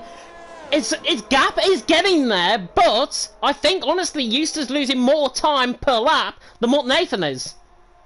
He is at the minute, yeah, and of course Just has now used all of his battery trying to catch back up to the other McLaren. Not to say that Nathan has significantly more charge than Just, he doesn't, or maybe 5% or so, but Just now within DRS range of his pseudo teammate, and this could be the point where we see a change of on-track leaders. Of course, getting 6 seconds ahead of Nathan with the 4 laps we have remaining, including this one, is going to be a very, very tough ask. It is going to be a very tough ask indeed. Neo in behind as well. He looks fresher on that set of mediums than compared to Nathan. But can the German try and live up with the pace that the PSGL F1 champion is setting just ahead of him? 6/10 the gap. I don't think if he gets past him, he's going to get 6 seconds over him. So it looks like Nathan is going to win this as a spinner through the final corner. TDP is spun, caught on the curb on the inside. 3 seconds worth of penalty. I think that might get removed though, looking at the mini-map and all of that. Jordi is now side by side as well with Nightshade running through turn 15 and then into the final corner at 16. Big Panther side by side as well with TDP, and he's through and he's into P13. TDP now possibly got a little bit of front wing damage, but Jordi now side by side with Nightshade running down in towards turn 1. Right, sweeps right around the outside of him, and he's on 7 lap old mediums against Nightshade, who was on absolute 0 in terms of his tyre wear so far. Jordi's just swept around the outside of his, he wasn't even there, and he's into 15 as Just right on the back of Nathan. We're going to see a change of lead here, James, as Just goes to the outside. We might see a move from Neo as well, potentially, if Just can manage to pull away. Don't count Neo out of this one just yet. He's within DRS range of Nathan, and of course with the penalties for Just, I don't think he's going to be able to get 6 seconds clear of both of these guys, if at all either of them. Neo only has to pass one of the 2 McLarens to get the victory. It could all change still. It could all change. Speaking of changes, Dylan through on Menel down the inside line in towards turn 14, gets the job done, and he's through and he's into P7. Menel there in P8, still 2.5 laps to go. Just leading the way, Nathan in second, Neo in third, and F1 Esports Royalty to join me for the final race of the season, of the event, I should say, the 24 hours of F1, and that is Mr. Matthias Van Over. And there was a spinner coming through the middle sector, and that I think was Big Panther, if I'm not mistaken. Big Panther or Jordi, one of the 2 Alfa Romeos spun. You still putting the gap away. 8/10 the gap over Nathan. Neil there in third, and Nathan just looks like he's overshot his tyres slightly. And Neil now right on the back of him. The hunter becoming the hunted. Yeah, definitely. And Neil will be praying that Just can get clear of that 1 second window so that he can have a run at Nathan and have an attack on the relentless driver. I don't think it's going to happen though. 7.5 tenths roughly as we came through the corner onto the straight, turn 13. And Neo had a bit of a poor corner there. He's dropped away again from the McLarens, but he's going to have DRS to try and close in a little bit. Joost will be hoping for an absolute blinder of a final 2 laps. Yeah, he Nathan will will just be hoping to hold on to his McLaren teammate. Yeah, he will be. Nathan on the back of Joost. Neil, though, still looking like he's fresher. In the first sector especially, Neil will begin to close up to the back of Nathan. 2 laps ago, Joost leading the way, 6 seconds worth of penalties. Nathan there in second, Neil in third. Everyone has made at least 2 stops. I know Aspect and Knighton have made 3 stops further down. Those are the penalties to the left-hand side. And, breaking news on the stream, we have reached £1,500 as a whole for both of our charities. Phenomenal stuff from everyone that has donated so far. If you haven't already, you can have a look at the description. You can donate via the links in there, and we really do appreciate it because so many people are going to be obviously affected by our money that we're going to be giving to both charities, and it's going to have such a positive impact on them. Certainly is, yeah. And of course, if you want to donate but don't really think you can do it right now, because it is a difficult time of year for people with cash, the links can be found on the 24 Hours of F1 Twitter page, and of course in the description as well to the websites of both charities where you can donate at a later date. It all counts. This is just a very enjoyable mouthpiece to spread the good word that these charities perform in the real world. Yeah, definitely so, and I echo all of those sentiments like you've just said there, Dan, but you still leading the way. Back to the on-track action. Nathan just struggling in terms of his tyres. Neil once again down the straight. He looks quicker. He's got a better straight line speed setup compared to Nathan running down the straight, but it is all about to kick off, I think, on the final lap. Used tyres now beginning to go away. Nathan right in the slipstream, 4 tenths away. Neil there in third. 3-way battle to end off the penultimate round here in China. Abu Dhabi still to come. Used leads the way, 5 tenths of a gap. Nathan in second, Neil in third. They roar down in towards turn 1. Neil on the back will not be close enough. Nathan though was trying to push all the way around the outside now through turn 2, but you still hangs sway in front. Nathan there in second, Neo in third. Really good battle further down the field as well. Jürgen Fruitful side by side into the hairpin, trying to get the move done on that sort of soft compound of tyres. Fruitful on the back of Jörg. Jörg struggling in terms of his tyres, but now Fruitful will begin to feel the effects of that set of softs now as they roar down towards turn 1 once again. Jörg 9th, Fruitful 10th. Is Fruitful going to try and think going around the outside here? I think he will. All the way around the outside goes the IFR man. Jörg still hanging on in there. The Haas against the Mercedes, and it's the Haas that comes out on top. Jörg stays in P9 for now. Half a lap to go. Half a lap, as you say. Nathan's half a second off the back of Joost. Neo half second off the back of Nathan. Right now, we can, well, for want of a better word, discount Joost from this battle because he's got 6 seconds of time penalties to add on to his race time at the end. So it's between Nathan and Neo, but Nathan, crucially, still within DRS range of Joost, so he's going to be able to hold off Neo, you would hope, in towards the hairpin, which will be the last overtaking opportunity for the AlphaTauri. Is he going to send it, or is he going to accept second place? He might try it on the exit, takes a wider entry, able to cut back, but Nathan covers the inside very, very well as we head towards the final corner. We do indeed use coming around the final corner. He is going to take the line to win here in China, but Nathan will get bragging rights over Excel, and they do close in on Sam Corby. Of course, the absolute unit's down in 6th in the end. Neo wins. Nathan, I should say, wins. Neo in 2nd, Houston in 3rd. Verstappen there in 4th. Elting picks up another penalty, and that is really going to bring Sam Corby into play to finish in 5th position. And Menno... Dylan's run out of fuel, James. Dylan's run out of fuel. He has. We were seeing problems with him as well. Dylan had problems earlier on in terms of his fuel, and now Tiramisu and Old School are probably going to get him around the final corner. Dylan, pretty much like a slow race drag to the line, and he does get 11th in the end somehow, and Old School's run out of fuel as well. Yeah, but Old School jumps ahead of Dylan on penalties at the end there. Dylan dropping from what would have been a P6 finish all the way down to P12. Running out of fuel on the back straight as well. One of the worst places you could possibly lose drive from the engine around this circuit. And what's gone from being a very, very strong and dominant performance, you have to say, in that Aston Martin starting P11 on a set of hard tyres and making his way up to a good point scoring position, has ended in what is essentially a net loss from where he started. Yeah, Nightshade has run out of fuel as well to the line, comes across the line to finish in 16th, Vapor TDP in 17th position, and he hopefully is going to come to the line. I don't expect him to do any donuts here, but you know in TDP he might just do, and that's exactly what he is doing. And in fact he reverses coming across the line. I think that's not the best thing to do, especially with still one race to go, with Vapor TDP having a little bit of fun there and coming across the line to finish in 17th position. But Drive of the Day is watered by the in-game fans. Fruitful, yeah, I've got to agree, Fruitful drove a very good race for IFR, but to the top step of the podium goes Relentless, goes Nathan, and Nathan takes another win in China. Him and China and Portimao seem to get on very well indeed, and Nathan takes the win, and we'll get official confirmation about the standings, but I still think this is up for grabs. I think you could be right. Yeah, there could be even as many as 3 teams as we thought before the race started still in it.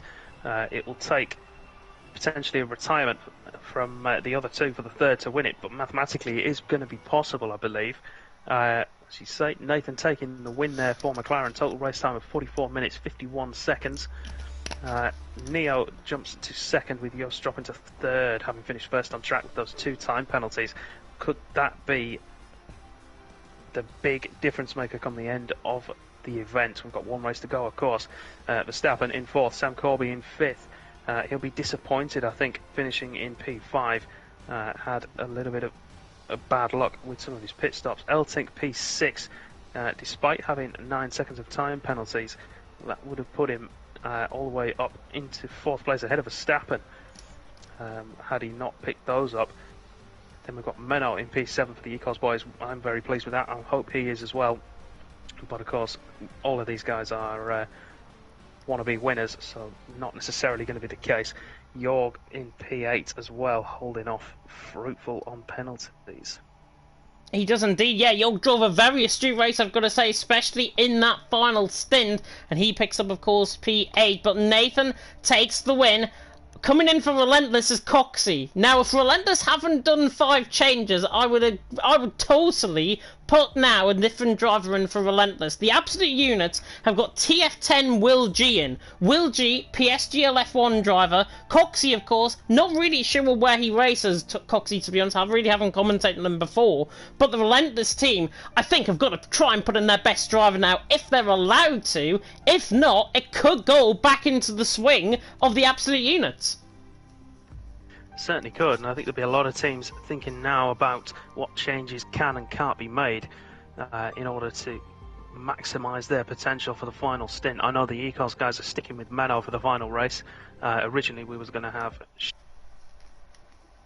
sole race winner, I have to say, from this year's event, taking victory lights to flag at the USA, but unfortunately he is unable to muster the strength and the concentration to be able to race at this point. He's been cheering the team on in the background, so I wonder if there might be some other teams in similar positions where they've had strong drivers unable to take the break that they would probably want over this event, and are now suffering as a consequence.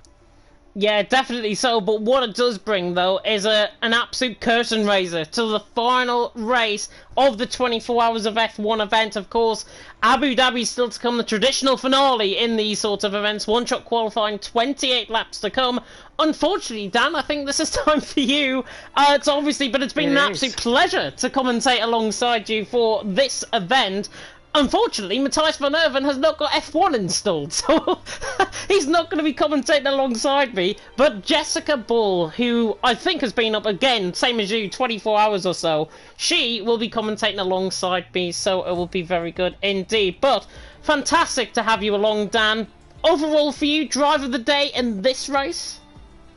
In this race, it's got to be, well, before he ran out of fuel, it was going to be Dylan, but I think it's got to be Nathan, being able to hold that as he did and play it tactically once we found out that Joost had those penalties to take the win and put Relentless in a commanding position going into the final round. Yeah, definitely so. We are going to be, well, I'm certainly going to be still here on the stream. We won't get a break or anything like that going into the final race. But Dan, it's been an absolute pleasure to commentate alongside you, and hopefully you have a good day. And hopefully the Ecos team might just score a few points in this final race. Fingers crossed. We'll be hoping to try and get one final good result in to boost boost our chances of securing a decent finish on the leaderboards.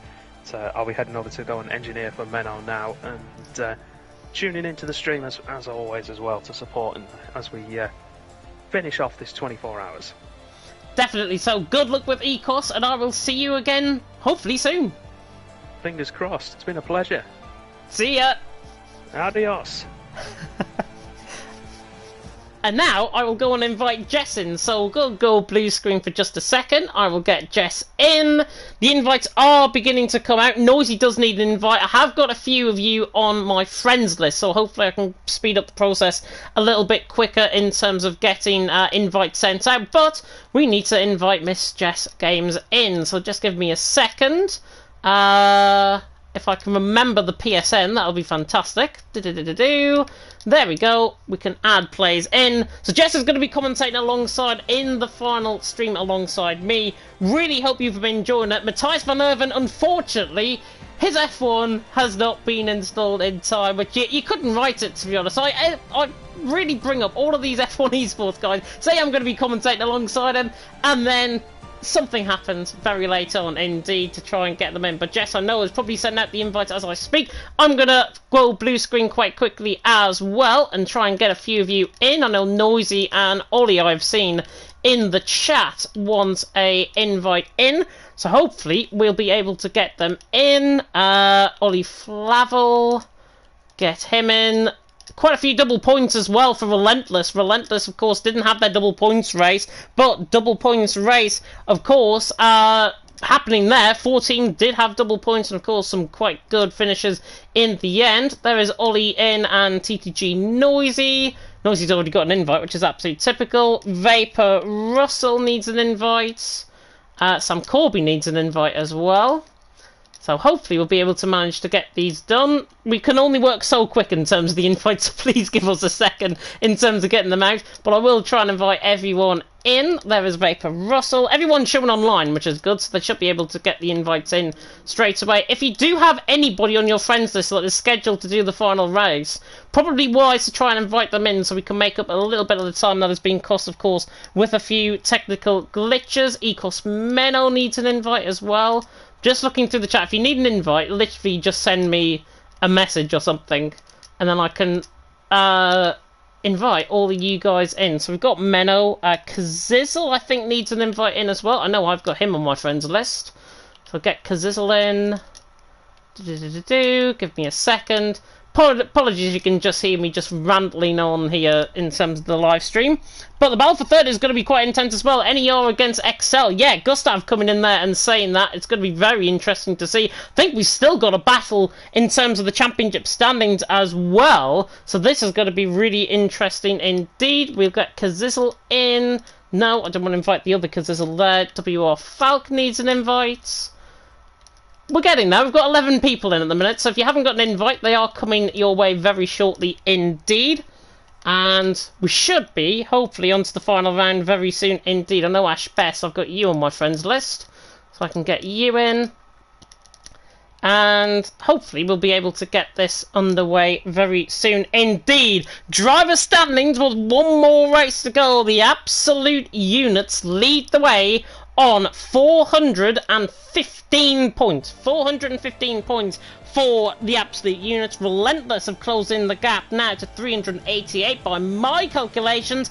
I make that 37 points, if I'm not mistaken, between the absolute units and Relentless coming into the event. Nordic E-Racing there in third on 325 points. XL in fourth, only 6 points in behind on 319. But P2 confirmed for Relentless at least at the very minimum. Still, though, in terms of the title, it looks like the absolute units might just have the thing, the event, and it should be really good indeed.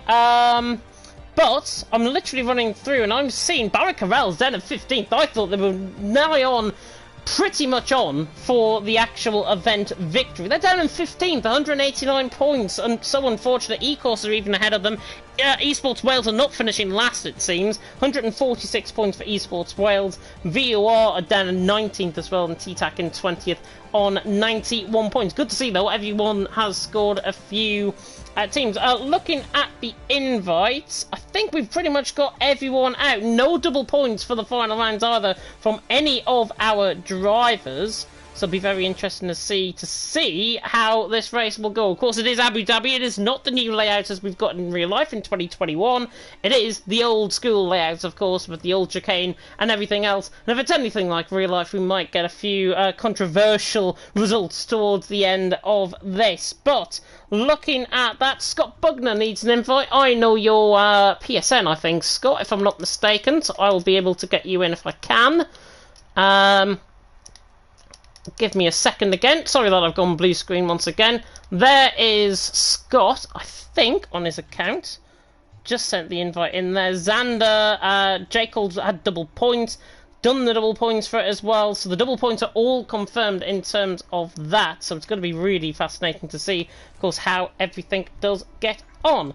Xander there in the Discord, all coming through. 16 drivers coming in with the lobby. We're only waiting on 4 more, and we've got around 35 minutes, I think, until we reach the end of the 24 hours of F1 event. Of course, with the how we ran, of course, with this event, with the title decider coming in third place between NER, XL and QVR. They're third, fourth, and fifth currently. So that's going to be a very interesting battle to keep up with. But in terms of how we've obviously approached tonight, the standings, of course, and obviously with the technical difficulties, we are a little bit behind. So that's what I was trying to say. We are a little bit behind. I can hear, by the way, some typing in the background. I think Jess is alongside me in the commentary box.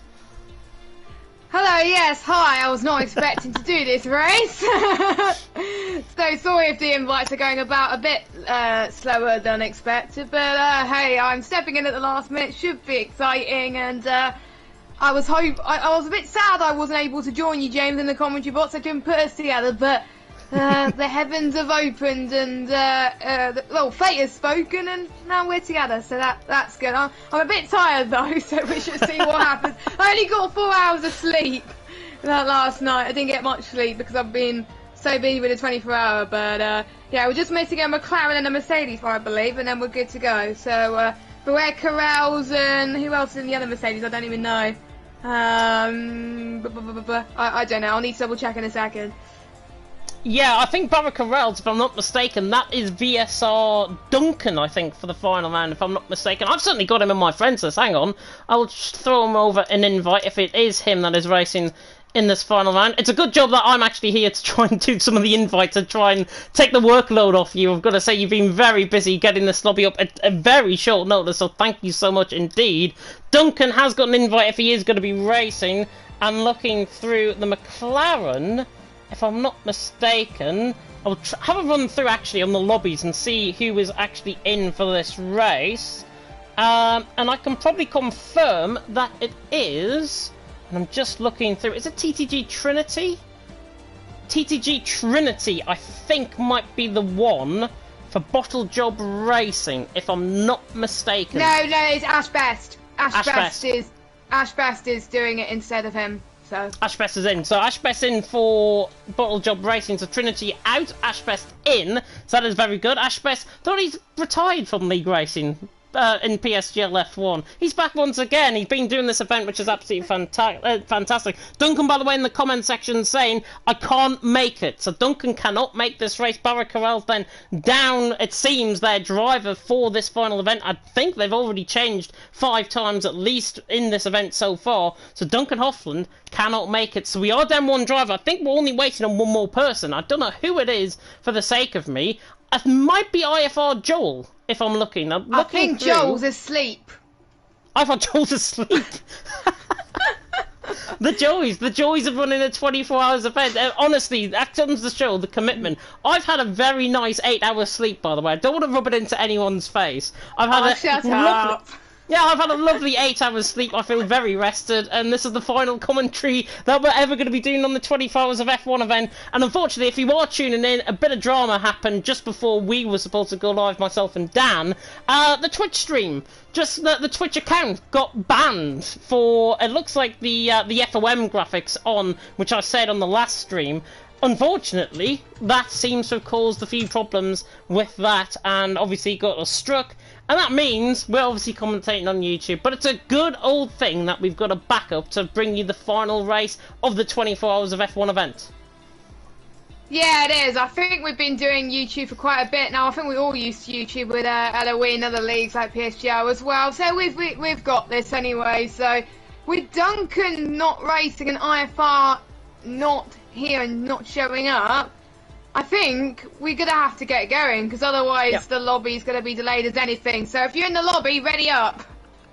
Yeah, everyone is ready enough. They must have heard your call. 18 drivers then about to battle. We are waiting, of course, for Joel. If he does attend this, he will obviously join within qualifying. I think it might glitch the lobby. Hopefully it doesn't. But we are down 2 teams. So, Barry Carrells as well, Duncan Hoffman and IFR Joel not in this race. But here we are in Abu Dhabi. I've got to get the track map up on the right-hand side of me. And it is, of course, the traditional season finale here in the 24 Hours of F1 event. The Yas Marina circuit, 5.5 kilometres in length, 3.4 mile, 21 turns awaiting these cars out on track. Not the 15 like they are in real life now, with all the changes that have been made. 2 DRS zones, 1 down the start-finish straight in towards turn 8 and 1 down the start-finish straight in towards turn 11 as well. Of the back straight, I should say, down in towards turn 11. And Abu Dhabi, of course, an absolute mainstay in these events. It has decided championships in the past, but it seems absolute units without any points deductions have won the 24 Hours of F1 event, so Relentless can only hope for second. Well, the absolute units have definitely deserved it. They've been unstoppable for pretty much the whole event, with some great drives, Sam Corby especially, and Kryptonite in France as well, doing quite brilliantly. I think they had some strong drives from Will G in Mexico getting a podium, and pretty much all the drivers in absolute units did absolutely incredible, whether they were jeffing or they were racing in general. So big well done to them as well. But I have to say, Relentless, big improvement, despite there being a team that only was launched just after the last 24-hour event as well. So big credit to them as well, and I have to say well done to them for getting second. But third is still up for grabs though, and there's still positions outside the top 3 up for grabs as well as the team that could avoid being last place. You don't really want to be last in the 24-hour event, but anyway, finally we're about to get started for the final lap, James. I'll let you take it away. Yeah, Vapor Russell is the man we're going to go on board with. I'll get the telemetry and everything up to take you through this lap of the Yas Marina circuit in towards turn 1 then with Vapor Russell. Seems always we get on board with the Vapor guys. I don't know why, they haven't paid me whatsoever. Coming through turn 2 and then through the right-hander of turn 3. And now Russell on the run in toward the left-hander of 4 and then in toward the left-hander at the chicane of 5 and 6. Of course, you traditionally now go up into the hairpin, but we have the chicane, of course, on the old-fashioned layout. Through the first sector, Kazitzel leading the way, Cowboy second, and then Hannes in third. Vapor Russell looking up there in terms of his qualifying pace, now opening up that DRS zone, can reach 200 mile an hour on the run down in towards turn number 8, which is the left-hander, and then of course the right-hander of turn 9, where Nico Hulkenberg a couple of years ago was hanging like a cow. Russell though coming through 8 and then through the right-hander of 9, and then onto the old F2 pit straight. The pit lane on the right-hand side there was for the old F2 races that they used to run in GP2 era, so that was around 2015. Russell then on the run up towards the middle sector, 57.7 through the middle sector from Vapor Russell, looking quite good on this lap. Now through the chicane of 11, 12 and then through 13 and now through the left-hander of 14 again. This part of the track has been changed, as well as the next part of the track, which is of course the triple right-hander through 15, 16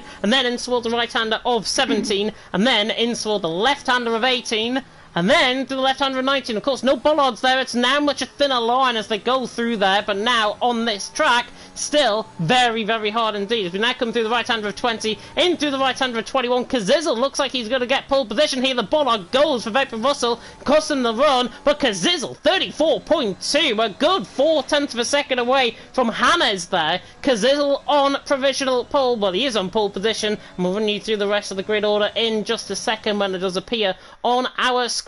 And there's Kazizel out on top, 3.5 tenths over Hannes there in second. Vapor Russell in third, Coxey in fourth, if only they were mathematically still within a chance, because Coxey's out-qualified Sam Corby in 5th, Yuri there in 6th, Menil in 7th, Verstappen in 8th, Noisy in 9th, and Gary ran off the top 10, Cortez in 11th, Arthur in 12th, Ash Best in 13th, Scott Bugner in 14th, Benjamin in 15th. Through a few disqualifications, Ollie Flavel, Speed Quinn and Falk disqualification, obviously picking up track limits violations, so they're starting right at the back of the field, and of course no team starting from last, so it is an all hell out race here in Abu Dhabi. Final round, Kazizel out on top, Hannes in 2nd, but Kazizel dominant in qualifying. Well, I'm not that surprised, to be honest, because Kazizel, I know, has been a very good driver in Abu Dhabi in the past. I like to see him having many battles. He's had many battles in F2 in PSGR around Abu Dhabi, so not really that surprised as well. But a few shockers, I think, in the top 10 as well. And like I said again, congratulations to the absolute units. Now, it is the final race. We want to go all big here. So if you haven't donated to any of our 2 charities, please go and click the links in the description for Young Minds Trust and Special Effects. We want to try and get over £2,000. That will be amazing. I think we want over £1,500. So if you haven't already, please do. It'll make a difference. And I know some of you got paid recently, so it'll be perfect for you to get your final donations in before the event is over. So go and do it now. Share it to your friends and to the rest of your teammates as well. That will be absolutely amazing. And of course, these will go and help people in need, especially Special Effect as well. That goes to people who can game with a physical disability without any problems at all. So go and donate. Let's go for that big milestone for the end of the stream. Over £2,000. If you haven't donated, why haven't you? Let's go and do it. Yeah, let's go and do it indeed. I'm looking at the latest total. Special Effect has got £756 there total, and both the targets, by the way, are £1,000 for each. Young Minds has got £784. So Young Minds just outscoring, of course, in terms of the donations, but overall, more than £1,500 raised between both of our charities. A phenomenal effort. Thank you to everyone so far that has donated. I know myself and you, Jess, have both donated already, but we are here. Final race, 24 hours of F1. Kazizel, Hannes and Russell, the top 3. Let's have a look then for the final time what everyone's strategy is starting off the race. Kazizel and the top 10, of course, qualifying on that to the soft compound tyre. Everyone else, bar Arthur and Scott Bugner, on that to the soft compound tyre. Everyone else on the set of mediums, Cortez, Ashbest, Benjamin, Ollie Flavel, Quinn and Falk. And unfortunately, it seems, actually, we've already got a team that has got the wooden spoon, because I'm looking at the standings. We have already got a team confirmed for the wooden spoon. I think it was Esports Wales in the last event, if I'm not mistaken. They've actually bettered themselves to 17th in the event, and I'm just looking through and confirming which team is at the bottom, and I think it's whatever RL... I don't know who it is, hang on. What? TTAC. Oh, Tic Tac and Co. Tic Tac and Co. Well, they missed a few races, so of course they would. Of course I would. Unfortunate, but it is all about charity, of course. It's not about where teams finish and getting one over on each other. This community, of course, can be toxic at times, but it is events like this that just brings everyone together for great causes. 2 great causes, of course, in this year's event, because there's a low out on top. Looking at the strategies, though, Jess, Arthur and Scott Bugner set a soft compound tyre, 12th and 14th, both in the Aston Martins. How do you think they're going to get on? Because I always thought around here in Abu Dhabi, tyre wear is quite high. Yeah, it is quite high as well. I think there'll be 2 medium stints, so you really want to be on the softs nice and early. So I think Scott would probably want to go for an aggressive strategy, same with Arthur, but you can't really do 2 soft stints unless the tyre wear is different compared to the lifespan that I have written down for this track. That softs can last 12 laps, so it is doable, but the ones on the mediums have probably made the best decision. They want to go for the soft run at the end, but there is no point for fastest lap. So it's all guns for glory here, and let's see if we can get a dramatic finale to end all finales for this championship event. Because this is on pole, Hannes alongside Babel, Russell in 3rd, and Coxey in 4th. And James, for the final time, I'm going to let you do the start. 5 red lights about to go out here in Abu Dhabi. Kazizel out on top, Hannes alongside, and it's 5 red lights and lights out, and away we go. And Kazizel gets a very good start, but look at the start of Russell. He's going to be alongside Hannes, down in towards someone, the German. Now dives it down the inside line. Can the Brit try and go around the outside? Yes, he can. Russell just about in 2nd and cuts off Hannes through turn 2. Kazizel the lead, 6/10 of a second away from Russell in 2nd. Hannes in 3rd, Coxey in 4th, Menno in 5th, Sam Colby going side by side with Yuri further down the field, and now Noisy trying to get involved around the outside of Cortez, just a turn behind in this as well. But Sam Corby now getting a little bit of contact. Everyone's clean through safety through the chicane of 5 and 6, and now onto the back straight we come up through turn 7. Cortez outdone by Noisy all the way around the outside, so good start from him, the TTG man. Cortez there in 10th, Ash Best there in 11th, but Kazizel absolutely shot away off the start. 5 tenths ahead, Vapor Russell in 2nd, Hannah's in 3rd. Through the first half lap we go as Noisy and Sam Corby, and it's going to be 3 wide nearly. Down in towards the chicane of 8 and 9, and Noisy and Sam Corby just leaning on each other slightly, a slight bit of contact, but Sam Corby hangs on to P8, Noisy and P9. But through the first half lap we go. Cortez now on the back of Noisy trying to get the move done, and actually Kazizel's made a mistake because now Russell is trying to go all the way around the outside for the lead of the race. Kazizel leads the way. Vapor Russell in 2nd, Hannah's in 3rd, Noisy and Cortez still going side by side through the chicane of 11, 12 and 13, and there's contact between them both. Noisy trying to let him go, and it's caused all sorts of carnage in behind. Arthur I think got held up in that as well, and Noisy Cortez I should say just takes the grass, which is just totally what you would do in terms of getting turned around. Because in the lead, Vapor Russell in 2nd, Hannah's in 3rd through the first half a lap, or through the first full lap I should say. Well, look at how Arthur and Cortex are driving, as some people are driving that if they're not even there, as Cortex has spun once again. And there's no gravel traps around this circuit, but don't make it as it's going to be an easy track, because there's so many runoff areas, like we saw in France earlier on today as well, where people could lose it and get track limit warnings and go off and have a bit of a crash. So that is what we see the likes of Cortex doing. He's at the back now, and he's probably going to pit very soon. As we got an ERT driver off, that is Hannes the spun just before, I think it was turn 4. And his tyres are not good at all. He's going to drop to near the back as well, as the drivers around him has got past him. The only driver that he's going to be ahead of is Cortex, which has a change in front wing right now. Any other battles to be aware of? Still a battle between Verstappen and Corby, but we got Scott Bugner and Ash Best going side by side into this next DRS zone then on this back straight. We'll see if Ash Best can cut to the right hand side there. He tries to. It's going to be a double chicane coming up soon as well, so Ash Best wants to get the move done nice and early. No DRS activated there, remember, and this is job done for the Bottle Job Racing driver, who only got told that he was racing not so long ago as well. So last minute change for the Bottle Job Racing team, but let's see if Scott can try again with the slipstream. He does not go for the slipstream, but I'm guessing he's going to try in the next lap as well. They're still all so close together, the top 17 I would say, as there's a little bit of a touch in between the Aston Martin driver and Ash Best. That's a very close for comfort, boys. Just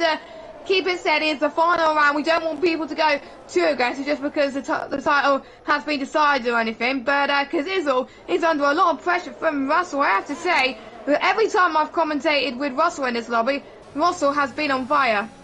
He has been on fire, and Russell now looks up for this. Noisy with the first 3-second penalty. Arthur as well. Scott Bugner has spun, coming through the turn 20, through the right-hander of turn 20. Of course, that's turn 14 now in real life. Kazizel leads the way. Russell in second, on board with Russell. He looks so much better. Kazizel doesn't look like he's got a better setup on than him, and Russell just planted himself coming through turn 3. Kazizel run out wide and overshot himself slightly, so there might be a warning there for Kazizel. But the Shazoo man really struggling in terms of his performance so far. Got initially a really good stop, but now Russell is going to absolute saunter on by, you would imagine, on the run down in towards turn 8 and 9, and now Russell will just pull alongside the Vapor Man, alongside him will take the lead of the race, and Sam Corby as well, battling with Verstappen. Verstappen did very well around here in LOE in Abu Dhabi, and now Sam Corby down the inside line, gets the job done. He's through and he's into 6th position on Verstappen, so the QVR man being overtaken by the absolute units, and Sam Corby there in 6th. If only that championship battle was on, because Coxey's there in 3rd, catching the front 2, because Zizzle's now having the run of Russell once again, literally like Verstappen, and Hamilton has become in towards turn 11, and Russell is still there on the inside line. Kazizel gives him the room, to be fair, and Russell goes into P1 once again. Kazizel in 2nd, Coxey in 3rd. I think Kazizel just overshot his line slightly,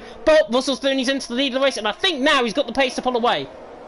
Yes, he does as well. I think he's a few tenths per lap faster than Kazizel as well, but there's still a long way to go in this race. Maybe Kazizel will fight back with the undercut, just like we've seen in a few races last night and into the morning, of course, because he'll seem to be struggling with some oversteer going into the final few corners, actually, which will allow the relentless driver of Coxey to catch up as well. Coxey's had a brilliant start, gained 1 position. Menno as well has gained 3 positions. The Ecos boys have done fantastically in this event in the Ferrari cars, and we got 2 people in the pits already. Verstappen already picked up a 3-second time penalty a few moments ago due to track limit warnings. Gary from XL, who is one of the admins for this 24-hour event, is going into the pits as well.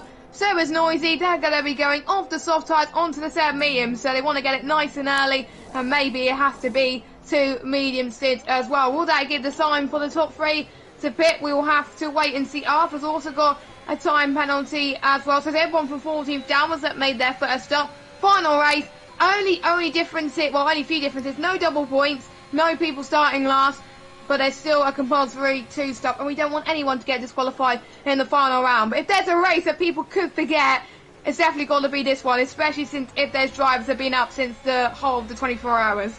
Yeah, definitely. I think a bit of brain fog might go into the drivers' minds possibly in this race for the final race. But Russell leads the way because Russell was on the back of him down in towards turn 11 there. Not quite close enough. Coxey there in third. Menno in fourth. The Scotsman doing a good job for Team Relentless. Ollie's now going side by side with Arthur down in towards turn 11. Gets the job done, and Hannes is through as well on Speed Queen. After that early mistake, of course, Hannes was in third in this race up the start. And now he's in P11. So overtaking the speed man in behind. Verstappen and Gary going side by side. I've not seen many battles between these two before, or have I? Verstappen though through on Gary, and he's into 14th position. Gary there in 15th, and of course QVR and Excel have got a point to prove because they're right next to each other in terms of the standings for third, fourth, and fifth. That battle is still up for grabs. Menno has had a slight mistake. In fact, Yuri is coming across the line, and actually they're all into the pit lane. They really catch me out, some of these guys, because there's Coxey and Menno all into the pit lane, and they're going onto a set of medium compounded tyres, which I think it's going to be softs, mediums for these guys onwards.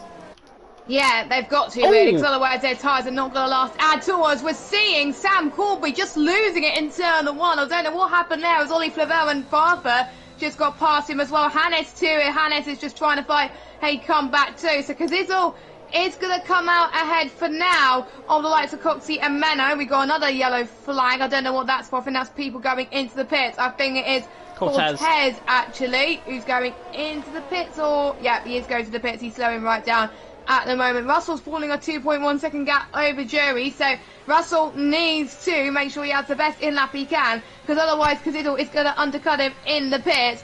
Not quite sure how long the pit lane loss around in 19.5 seconds you lose in the pit lane, so get your pit stop done ASAP and you would get the undercut. So what's the gap to leader, as we're seeing more battles happening before our very eyes. Oh my goodness, this is very tight between Ash Best and Ollie Flavel for fourth position in this race. Two of them on both on the medium tyres, and they have no seconds of penalties. Hannes just picked up a 3-second time penalty as well. They got to watch out for that. The gap between first and 11, 19.4 seconds. So if Russell doesn't pit now, Kazizel's going to be out ahead, because Kazizel only needs to gain 2 seconds. I think Russell's just pitted at the right time, so I think Russell will just be ahead, but it's going to be very tight. Kazizel needs to push now down in 11th spot as he's behind Benjamin. He's ahead of some traffic now, which is not ideal. Jerry is into the pit as well, so that leaves, I think, most of the soft runners in for their first stops. I think Sam is the only one, and Arthur, that is staying out. So let's watch Kazizel then. Is he going to be ahead of Russell? It's going to be close. It is easy. It's going to be easy, I think, but you never know. It's a long tunnel, which is quite unique about this circuit. And with that undercut, Kazizel is miles ahead, 6 tenths per second. I thought there would be 2 tenths ahead.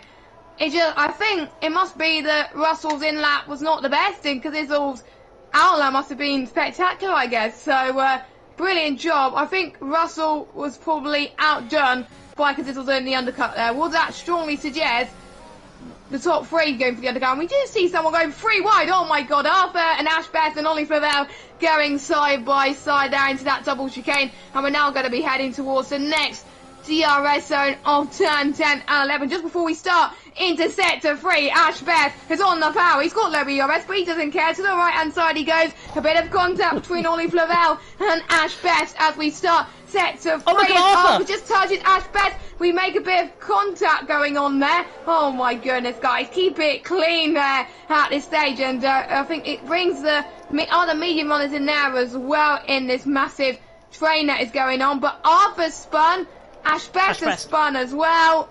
That is unfortunate.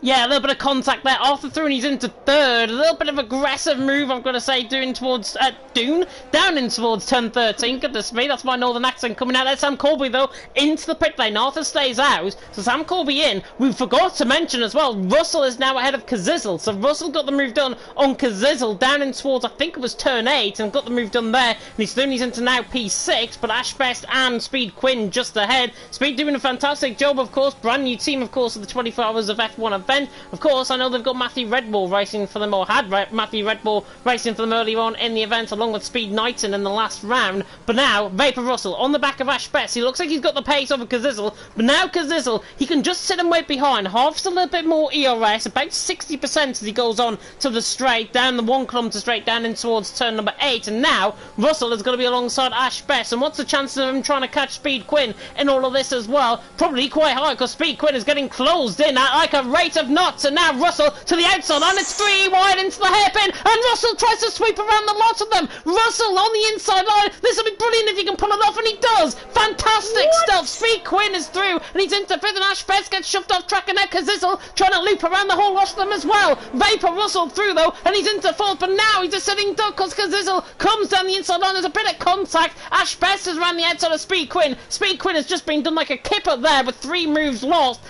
Vapor Russell, though, that is the maddest move I think I've ever seen around Abu Dhabi. He's thrown, he's into P4. Absolute credit where credit's due. He knew what he was doing. 3 wide into the hairpin. Never seen anyone do that. Vapor Russell's through, and he's just made these look like absolute mugs.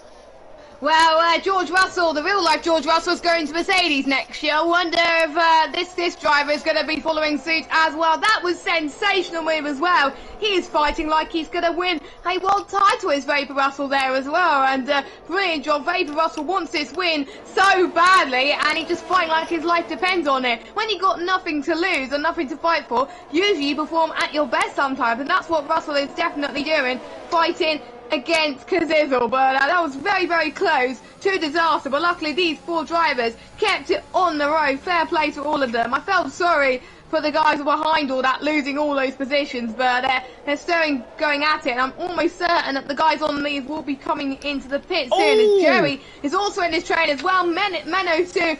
Everyone is starting to catch up to the people that made their stop. So here we go. Menno is going to try and get past Speed Quinn now. So Quinn is going to drop down the order as it seems. So he's going to go to the left-hand side. He goes quite comfortably.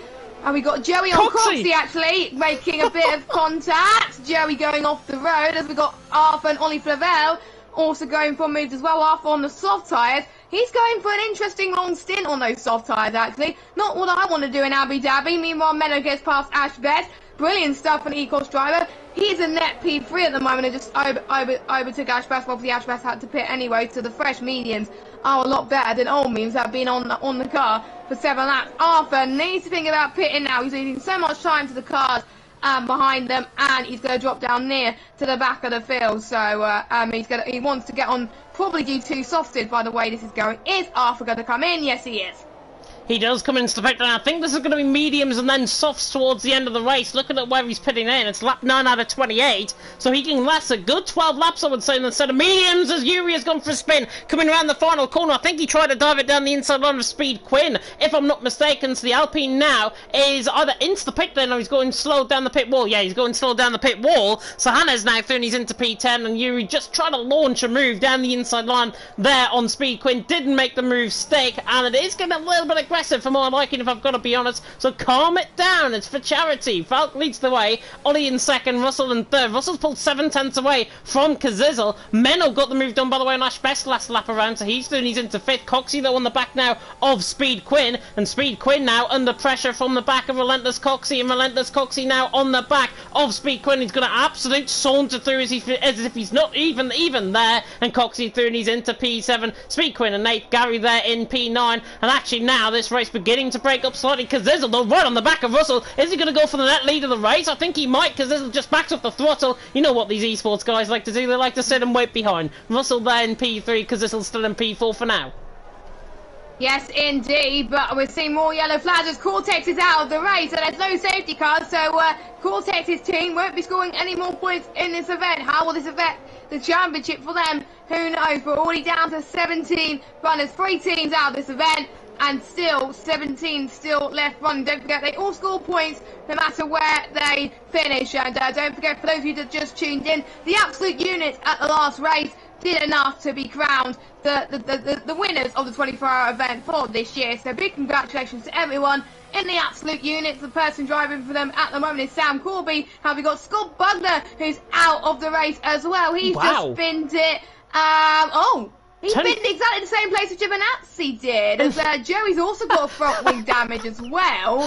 That was replica to what where Giovinazzi parked in Abu Dhabi as well, but this time he actually crashed. So yeah, not good. So now we're down to 16. I shouldn't curse anybody. I apologise. As Ollie comes into the pit, he's going on for a set of softs, which should last about 12 laps around here. He's then going to go on to another set of softs at the end. Will Fallock will be thinking the same thing? I think he probably will, but that will mean that Russell will inherit the lead very, very soon. Quinn's still yet to make his first stop as well. Same with Ash Best. Everybody else has made their first stop. Well, nobody's doing two stops actually, but Joey will probably be the first person to do that. Cazizzo right on the back of Russell. Could this be attempt number 2 for the Alfa Romeo driver who started on pole? No, Russell closed the door there. They have to say Russell is doing a brilliant job at the moment. He is defending like Max Verstappen.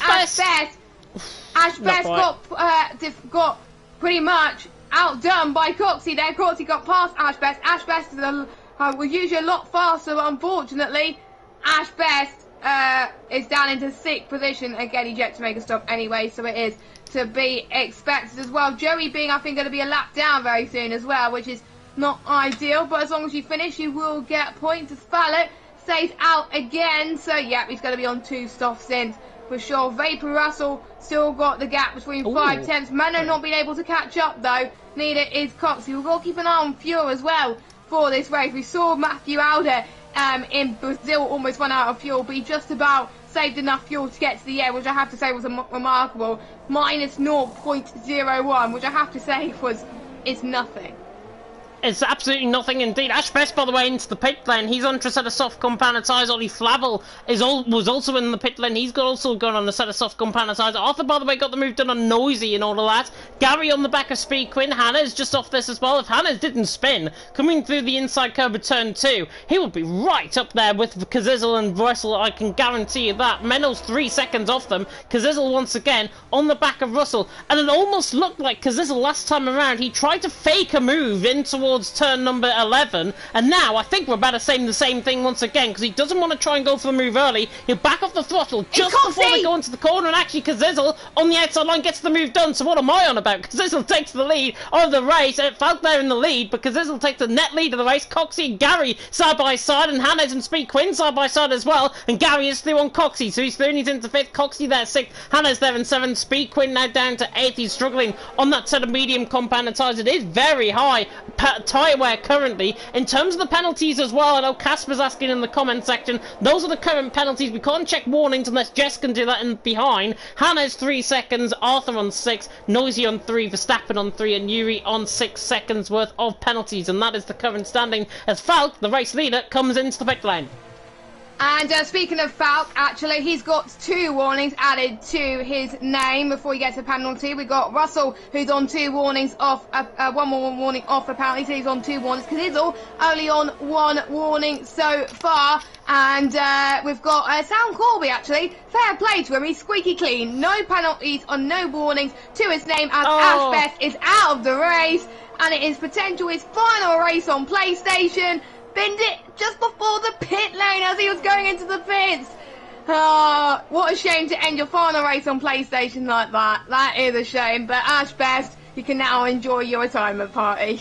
Yeah, outside curb, I think, of turn 20 is the victim. Certainly that's not going to be called the Ash Best corner, I don't think, in the league racing community. Hannah's, though, on the back of Gary, trying to get close. The German on the back of the Irishman, but the Irishman will hang on to P4. Coxey there in 6th. Coxey actually just let Hannah's through on the last lap, coming through turn 20 and 21. I'm not sure if he made a mistake and then let Hannah's through, but he wanted to try and get the slipstream off Hannah's, but Gary is obviously letting Hannah's get the slipstream off of him. Here comes Hannah's now on the outside line, in towards turn 11. 11. He absolutely waltzes around the sister car. So the Red Bull is still in the AlphaTauri, and he's still into 4th. Gary there in 5th, Coxie there in 6th, Sam Corby in 7th, and Sam's not entirely out of this race either. He is the king of the undercut strategy. Can he try and do that? There is a crash in the pit lane, I think. Jury has crashed coming through turn 1, and I'm not sure if that was a reset to track or if that he completely stole. I think with Scott Bugner, by the way he went off track, I have a feeling it would have been a setup failure for Scott rather than anything else. He crashed off track coming through 14 and 15, so that triple right-hander just before that section,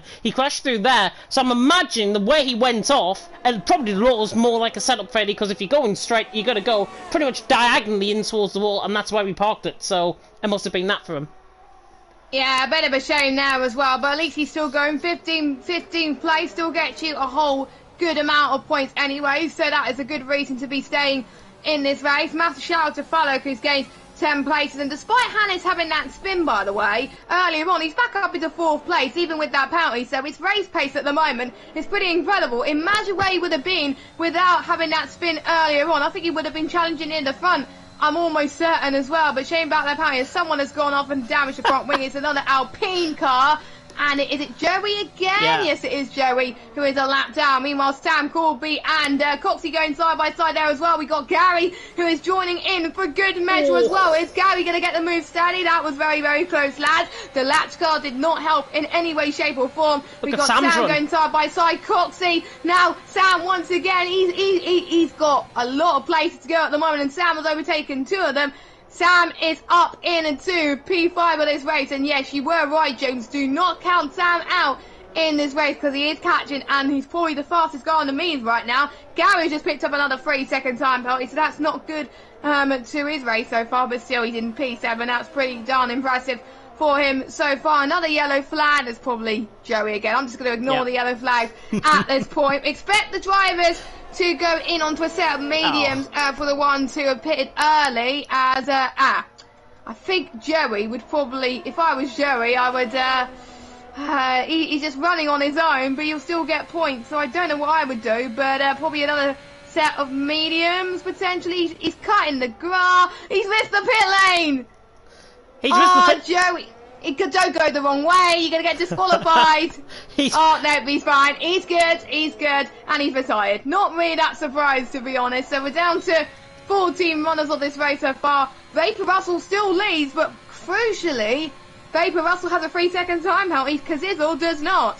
He does, and actually Russell got the move done because there's a last lap around which we missed, so Russell leads the way because there's a there in second. They're pulling away now because Menno's not in a DRS train. He's got to try and rely on these two now beginning to try and just hold each other up because Zizzle's running out of the slipstream to try and break that toe. Russell on the inside line. Russell though will hold the lead because Zizzle there in second. Further down the field as well, Gary on the back. Look at Falk's pace as well for Nordic E-Racing. He is on an absolute mission to try and get through. Is he going to get the Irishman down in towards turn 11? He's going to send it. It was a bit of a half send, to be honest, there from Falk. He is on the back of Gary. Coxie there in sixth. Relentless doing a good job outscoring Excel at this stage. And looking at the standings, of course, coming into this final event, we did have that battle for P3 on. QVR at the minute, Verstappen down in P12. Excel currently with Gary in P7. So Excel currently outscoring Verstappen. And I think, honestly, in Gary's perspective, Verstappen pitted in a little bit earlier. He'd been on the same lap. Look where Gary is. Gary's 15, 16, 17 seconds up the road. Gary's pretty much got a free pit stop over the QVR man. Yep, he does. I think Gary's doing an incredible job so far. Obviously, everyone has done their one stop already, and there's drivers that will be making two stops very, very shortly. But yeah, this could make a difference between Gary and Verstappen, and we do know these two rivalries from LOE Division 1. James has been commentating in the past with those two in the helm as well, but we're going to see that Noisy has just picked up a penalty, but we're going to like to Gary, Falk, Arthur and Coxie. And speaking of Relentless and Excel, they're fighting for position on track just like they are in the championship. As it stands, Relentless will take second in the championship, which I have to say is pretty incredible with their results thus far. They started off strong with Car Mentalist taking home P3 in one of the new tracks on the game, Jeddah, and here comes Falk, going to potentially overtake both of them. Double overtake, going to be free abreast heading into this DRS zone. Right-handed chicane, and the AlphaTauri has spun round. So that's that loses any hope of outscoring Relentless today, as Sam Corby actually gets past Hannes quite comfortably. Ooh. Up into P4. Brilliant stuff from Sam. And as we just saw on stream, Hannes has got another 3-second time penalty. Well, he took avoiding action there, and I think ERT might look into getting that removed, because that was a very unfair 3-second penalty. Yes, he might have had 2 warnings, but the outside line is pretty much adjacent to where the corner actually is, so he's overshot that. But imagine where the hairpin is. There's obviously no curb on the outside now of the hairpin, and Hannes overshot that little part of the track slightly, and he picked up a 3-second penalty. As it just comes to show Codemasters in terms of the track limits very, very severe around this track. Russell leads the way, Kazizel in second. Kazizel, honestly, it's almost as if he's not breaking sweat in behind. He's 4 tenths behind. Every single time we've been on board with him, he backs off in terms of Russell, and he's only 4 tenths away, and he's still consistently, it looks as almost if he's got his number out in front. Vapor Russell there leading, Kazizel in second. It's almost as if Kazizel, as I say, has got his number. Gary and Noisy, by the way, both into the pit lane, so it'll be interesting to see what they go on. I think it's a fresh set of mediums to the end of the race,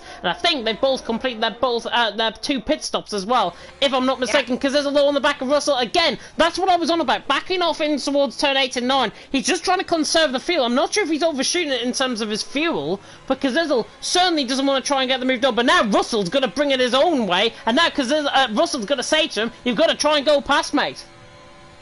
Yep, here he goes then. Kazizel attempt 1 here, and he does not at the start of sector 3 at the moment. I wonder if we're going to see an esports tactic for likes of Kazizel and Russell. Can we see it pay off? But I think Kazizel can afford to be within Russell's range at the moment, because Menno is around about 4.2 seconds behind. He's not really catching the likes of Kazizel and Russell. Those two are a league of their own, so Kazizel could just stay within Russell's range. Don't forget, Kazizel's got no penalty. I do believe he's on 2 warnings though, so if he gets one more warning, he's going to be on a penalty. So he's got to be ideally pushing anyway, because you never know, you could be actually fighting for position in a few laps time. The top 2 have been opted to stay out, where we got Menno going into the pit, so that will force Sam Corby to stay out another lap. ERT Hannes has also opted to stay out another lap. Falik and Arthur will do the same. So it's only just one driver of Menno that's coming in. So what side is Menno going to go on? It is another set of the medium tyres to be expected. I thought he would have gone for the soft tyres. He would have made it to the end, even though the optimum pace will be gone by the end of lap 27. But it could last 12 laps perfectly fine. But I think from lap 18 onwards, I would say if you're pitting, go for soft tyres. Yeah, definitely. I've just literally came back from a little bit of a toilet break there. Man, I was in P8, Coxie in P9. I tried to sneak it when you were speaking, so there we are. Quinn in P9, Coxie in P10. Look like Coxie's coming out. There's Gary, and there's Coxie. So Coxie's going to be ahead by about a second coming out of the pit lane. 7 tenths of a second with Gary in behind. Noisy in 12th. Verstappen there down in 13th. Very unlucky, I think. QVR not going to be picking up certainly their 3rd, 4th or 5th position here. Russell still leading the way though. In towards turn 11 we go. Lap 17 out of 28. Kazizel in 2nd. Sam Corby in 3rd and Hannes in 4th. And there's really only 2 battles that we can commentate on. It's the battle for the lead and the battle for 3rd. Gary, yes, he's close enough to the back of Coxie, but it's really the 2 that are going to try and decide this race, and I wouldn't be surprised Kazizel to come into the pit lane this lap around to put on a set of medium compounder tyres. I think if Russell comes in, Kazizel will follow. If Russell doesn't come in, Kazizel will probably go in anyway. And the latter happens. Kazizel goes into the pit lane, and he almost hit the pit wall there, which was closed, and he almost sped into the pit lane. So Kazizel is through. Sam Corby stays out then, so does ERT Hannes. Not many people are pretty much going into the pits. I thought it'll just be a stream of cars going in, and Kazizel going onto the medium, so he's not as confident on the soft compounder tyres. So could we see Kazizel versus Russell on a different compounder tyres? That could be very interesting. It may come down to the strategy gods as to who wins this race, as Menno has also done his 2 stop. If he did jump quite a few people in the pit lane, he's jumped Arthur and Ollie most likely as well. Ollie has done his 2 stop now, so that just leaves a few more drivers in the top 4 to do their 2 stops, and also Speed Quinn to do his 2 stop, and that'll be everybody doing their last stops of the evening. And we've got some moves being made, James. Yeah, side by side coming out the pit lane between Coxie and Arthur. Arthur is in behind Coxie, so it's not ideal on a set of softs to try and get this move done, but Arthur's going to try and dive it down the inside line. Speed Quinn just overlocks himself coming into the hairpin, and now, are we going to see a possible 3, even maybe a 4 wide situation? Certainly 3 wide, because Coxie is not really going anywhere, and look at Arthur, he's going to split between them two. It's like a mobile chicane running down in towards turn 8, and now they reach the real chicane. Arthur on the outside line of Coxie, he should have the grip. Beautiful move there. Arthur is through and he's into 7th. Coxie there in 8th. Speed Quinn there in 9th. And Gary catching up in this as well. The speed driver beginning to struggle. Gary on a fresher set of compound attire beginning to close in once again on the speed man. But now Gary is through and I think Quinn accepts his fate. So Gary through and he's into P9. Sam Corby though was the one I'm looking at in terms of the strategy. He's going to come in. I thought he would have extended his stint a little bit further to go on a set of softs. Russell is. So you might be right, Jess. I was going to say Russell, he would react to Kazizel, but he hasn't. So Russell's going to stay out. He's going to go on that set of soft compound attire. Sam Corby is on for a set of medium compound attires. And I thought, honestly, Sam Corby, if he felt his tyres could go the distance, I thought he could have tried to go soft compound attires to the end, and obviously end up trying to outscore Kazizel and Menno. More crucially though, Hannes behind him is on the soft compound attire, so we get to see which is the faster tyre, but Sam Corby will be the more durable one, so Sam Corby will come alive towards the end of this race then. Arthur also on the soft compound tyres too. We've got a mixture of people deciding to go in what tyre then as well, but I know Russell wants to be faster than Kazizel, but we're just watching the pit lane loss go down and down and down. Remember, 19.5 seconds. Gap to Russell and Kazizel, 17.7 seconds. So he's going to drop behind Kazizel in the pit stops, which is not what he wants, but he's going to gain 6 tenths per lap almost on Kazizel in the final few laps. So we could see a Hamilton versus Verstappen type battle towards the end of the race. This is going to be very, very exciting, isn't it? And by the way, make sure you get your last minute donations in through to Young Minds and Special Effects. The links are in the description. We're going to try and get over £2,000 by the end of the stream. That'll be amazing. And whilst I plug that, Russell goes in for his final stop, and if he does not go on the soft compound tyres, then there was no point on him coming in. He's going to be the last person out of the front runners to make their pit stop, and I believe that just leaves Quinn to be the last person to make their final stop. As we'll see, the soft tyres are on the Williams car. I expect Quinn to do the same and go onto the softs as well, but here comes Kazizel heading towards turn 1. I think he's going to be comfortably ahead then, but we will see. Russell just comes out of the tunnel. You never know. Kazizel is ahead, and that just goes to show how long he stay out, but the delta is going to come down massively. The race is not over for Russell. Maybe he wants to be on the softer tyre so he can get rid of that 3-second deficit if he gets past Kazizel. He has to. I mean, he's got a 3-second penalty. He's on a set of soft compound attire. But Kazizel is no mean slouch out in front. He can honestly try and keep up with Russell to his heart's content. There's a spinner. Ollie Flavel has spun coming through turn 3. And there's a battle, actually, between Noisy and Speed Quinn coming into that section of the track. And now Noisy all over the back of Quinn, both on a fresh set of medium compound attires. Noisy's slightly fresher than Speed Quinn's. But Quinn doing a phenomenal job in P10. Still Noisy there in P11. But Quinn's I think still Noisy... yet to make a stop. Yeah, still yet to make a stop, but Noisy is going to get the move done down the inside line in towards turn 8. It's even done before turn 8 actually arrives, so Noisy through, and he's into P10. Speed Quinn, as you mentioned, is the only driver out on track to have not done their mandatory 2-stop. Hopefully he is aware that we do have that mandatory 2-stop, of course. Coxie on the back of Arthur getting quite close in towards the hairpin of turn 11 onto the chicane of turn 11, and Coxie's another one that gets caught up by the limits, and Arthur into the back. Arthur, I should say, in front. Coxie into the back of him, and Coxie spins Arthur around and he escapes the scene as if he hasn't done anything. There was just a little bit of a racing incident, I think, in all of that. Coxie tried to loop it around the outside. He got forced off track slightly by Arthur. Arthur spun again coming through turn 14. So Arthur, I think, had right away the corner. Coxie, though, I think he probably should have backed out there. Yeah, I think he should have done so as well. Unfortunate for Arthur, though. He had nowhere to go down in 12th place, and he's probably going to pit for one final time, as we're starting to see people push in more for fastest lap. Gap to Russell and Kazizel now, 2 seconds, 1.9. Russell is almost within DRS range. They've got to get within DRS range ASAP, because otherwise there's going to be little laps for Russell to do anything and catch up and get rid of that 3-second time penalty. Menno, by the way, no penalties to his name, would probably finish in P3, and I have to say, Ecos' podiums to this event has been absolutely incredible. So good job by those boys as well.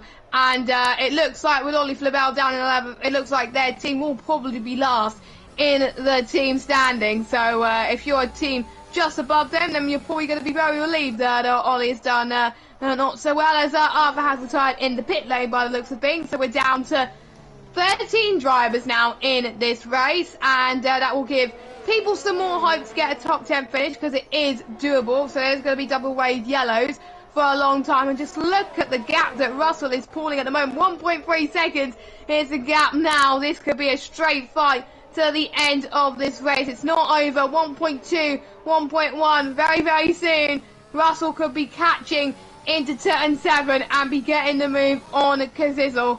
He's on those fresh rubber. He's been waiting till the last moment to do it. Could we see one of the best drives I've ever seen around Abu Dhabi from this man? 1:36.7, he is pushing.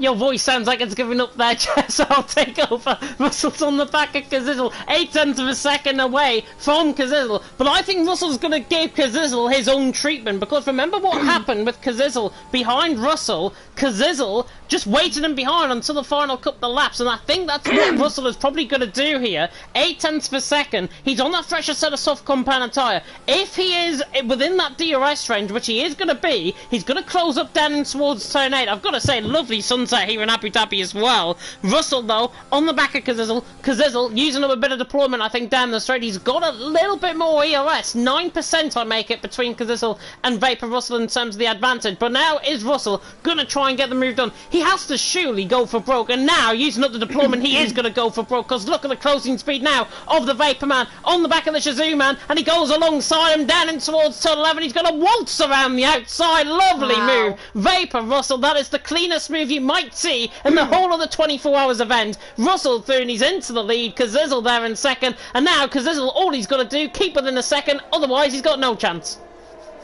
I was not expecting Russell to get the move done that quickly. Wow, that is absolutely amazing. And if he was able to pull the 2-second gap to around about a second to catch up to Kazizzle that quickly, I'm almost certain Russell could win this race. But watch out for Kazizzle at the end there. Russell is on that mission, and he wants to get the maximum points in the final race to end the championship on a high. Look at that, 1:36.4. He's setting the fastest lap times alive. He's on fire right now, and he's got to make sure Kazizzle is out of the DRS range. Battle for third between Relentless Coxie and XL Gary is still going strong in terms of the championship at the moment. Relentless still ahead, but time penalties, Gary and Coxie are on the same penalties, so they're actually fighting for position. This is game on for these two as well. These two have had a very strong rivalry, these teams, throughout the whole 24 hours, and one of these teams will want to come out on top, but unfortunately both of them can't. Only one of them can. At the moment it looks like it goes to Team Relentless,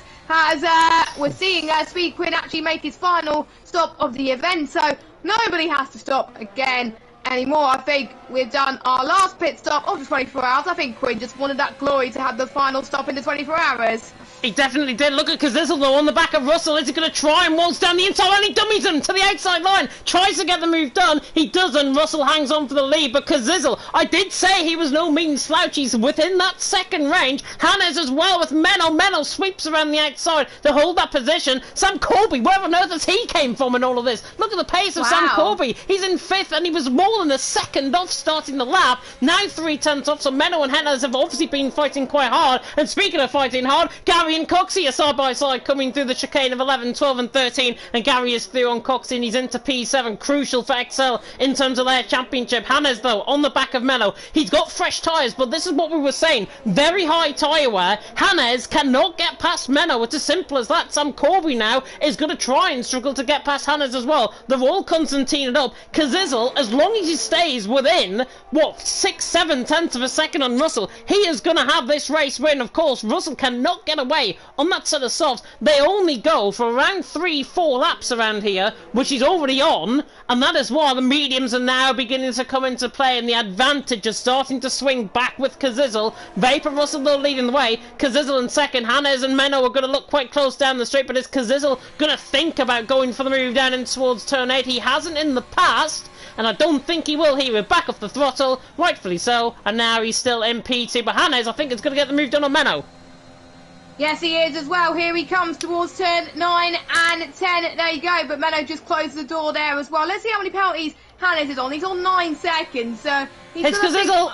Kazizel for the race lead, sorry to cut you off, Jess!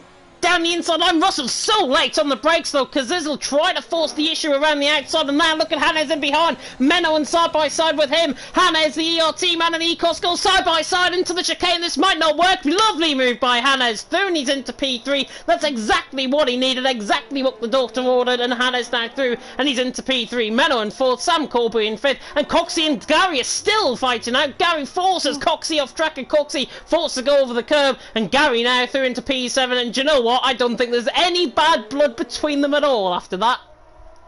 I don't think so at all. These two, I think, just want to have some fun for the final few laps of this 24-hour event as well, because they want to raise as much money as they can for charity. And don't forget, I think there's still a competition on which team can raise the most money for charity as well. So if you are donating on behalf of a team, or if you're racing, just put what team you're in as well, because I'm sure the admins could count it out as well. And I don't know who's winning that one, to be honest. I haven't checked the page on which team have donated the most money so far, but it's quite a few teams have got very big donations so far, but I think a lot of their donations have come collectively from some members of their team. So yeah, I think Menno's having a much better run than Hannes this lap. Same with Kazizel and Russell going for the lead. Kazizel gets the lead on track. I think Russell's tyres are starting to die there with the dirty air. And Kazizel is one step away from winning this race for Nordic Re-Racing, I believe, is the team that they're...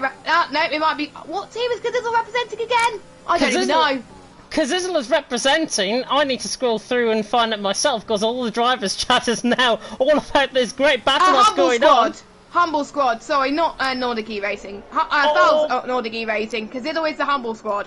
So there we go. Menno dives down the inside line of Hannes and all that as well. Sam Colby can try and loop underneath, but he can't. Hannes now beginning to struggle in terms of his tyres. There's the penalties, by the way. No one was asked for in terms of the stream, because it'll lead the way. Vapor Russell there in second. He's got 3 seconds worth of penalties. It's Hannes and Noisy on 9, Benjamin on 11, Falk, Coxie, Gary and Verstappen all on 3 seconds worth of penalties. Everyone else hasn't got a penalty yet. Ollie Flavel in the meantime about to get the move done on Verstappen. A bit like old school that. Ollie Flavel going around the outside of somebody. He's 30s into P10, and Verstappen there in P11, and Verstappen's not going to give up that fight. The QVO man tries to hang his nose in there, but Ollie Flavel always have right of the way of the corner, and Verstappen, you know better than that.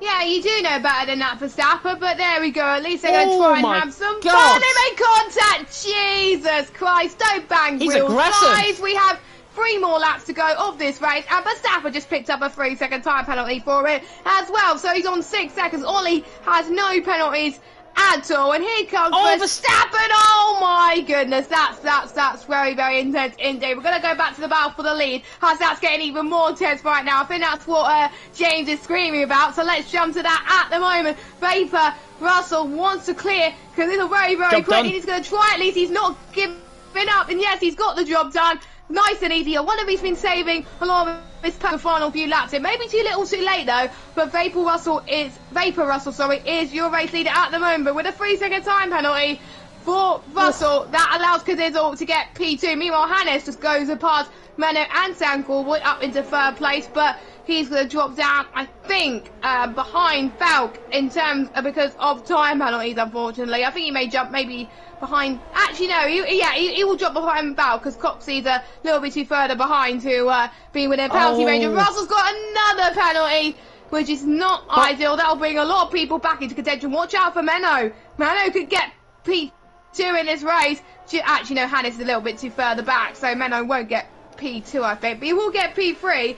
Anyway, Verstappen and Ollie Flavel are fighting again for position, and P10 Ollie Flavel's now got a time penalty, 3 seconds, so they're pretty much on even Stevens, apart from Verstappen getting another penalty. We're on the penultimate lap of this race, and Vapor Russell still leads because it's all P2, Hannes P3, Beal drop down on penalties, Menno in P4, but will jump to P3 at this moment in time. The Absolute units are in 5th on the road, but they will be crowned champions. Well, they're already champions anyway, but they will be extending their lead. I'm almost certain of that, as Cazizzo almost get past Russell there into this left-handed chicane, but unfortunately couldn't quite do it. Now onto this right-hander. Here he comes then for the penultimate time of asking. Here comes Cazizzo then. This is what he wants. He wants to get the job done on track. Russell closes the door, but it's going to be too little too late. Cazizzo wants it. He wants the glory. And here he goes. Cazizzo up into P1 of this race. And I'm almost certain that Cazizzo doesn't need to be pushing that hard, because he surely knows that Russell has got a 6-second time hold. Here goes Menno on Hannes on track. I think Menno is trying to do exactly the same thing. Lovely. On Hannes, Menno's got a 3-second time penalty. That's allowing Sam Corby to be in this as well. Sam Corby could get P3 of this race due to Menno picking up a 3-second time penalty. They're all going very aggressive in the final stages of this race, because it is the final round of the 24 hours, and for the penultimate time, this is the final lap of this race. Cazizzo leads, Vapor Russell in second, and it looks like Sam could get P3 at the end of this lap. But it's the final lap of the 24 hours. Make it count, guys, and get your final donations in. Yeah, definitely so, because there's a little pulling out the gap. 9 tenths away from Russell. Russell now, I think, has accepted defeat. The Vapor Man has done everything in his power to try and get on the back of Cazizzo, but he cannot live up to the pace. Cazizzo has been very astute in terms of his tactics. The final few laps, he's going to break the toe. He doesn't need to. He's well ahead, and I think he'll even contain the gap in towards turn 11 as well. But the big battle is for third. Hannes, Menno and Corboy, they've all got penalties at the minute. Sam Corby in behind hasn't got one single penalty, and I don't think he's even got any warnings at all. And now we're going to see a 3 wide possibly down in towards turn number 8, and Sam Corby, it's like the parting of the Red Sea, down the inside line, through the middle of both of them. Sam Corby through, and he's into 3rd position. Cazizzo holds the lead on Vapor Russell down in towards the final chicane, but Sam Corby through, Menno there in 4th, but now Hannes is going to try and battle back. He gives Menno a little bit of a shove up the backside, and now Hannes is going to try and bring Menno back into play as Menno tries to loop it all the way around the outside of Sam Corby. If you can do it, I can try and do it better, but he can't get the move done. Sam Corby holds on to P3, Menno there in 4th, but back on board with the battle because Cazizzo beginning to run out of his tyres, it seems. Russell is right on the back of him, coming through the final couple of corners, through turn 20 and 21. Cazizzo around the final corner. He has had to do it the hard way, but he is going to win. Gary is off the track through the final sector, but Cazizzo takes the line to win in Abu Dhabi. Vapor Russell in second, Sam Corby in third. A phenomenal move on the final lap of the race. If that's not worth money, I don't know what is. Sam Corby in third. Menno will come across the line to finish in 4th. I think Hannes has got more penalties than them. 12 seconds, I think, if I'm not mistaken. Falk will come across the line to finish in 5th. Hannes drops down to 6th. Coxey coming around the final corner to finish in 7th. Relentless have done such a really, really good job. Probably the underdogs, I've got to say, of this whole event. Finishing there in 2nd position.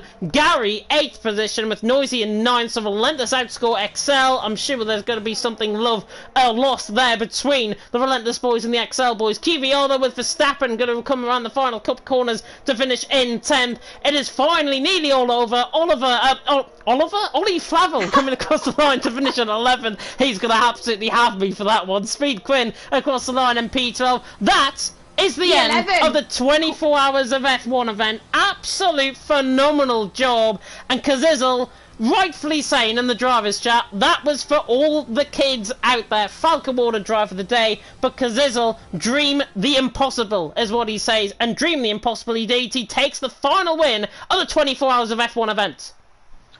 Has he ever won a race in the 24 hours? I don't think so. So this is his first one, and what a race to do it as well. The final event, absolutely incredible, and Russell did give him a run for his money as well, I have to say. France, I enjoyed the battle with Silly Sly Guy and Matthew Walder. I think I enjoyed this battle equally as much between Vapor Russell and Cazizzo as well. But Sam Corby's move on the Ferrari and the Red Bull driver, I have to say, move of the event, that was just absolutely crazy. How on earth did he get past the middle of that? If I did that, I would crash. So, brilliant job from him as well. And Speed Quinn didn't jump Ollie Flavel because Ollie did get a 5-second penalty for speeding in the pit lane, I believe. So, yes, he's now in 11th position. So, James, for one final time, What are the results, please?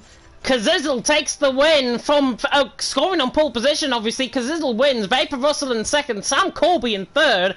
Obviously picking up that podium. Fantastic drive from him. Menno in fourth. Falk 18th on the grid up to fifth. Phenomenal performance from the Dane. Hannah's there in sixth. Coxie in seventh.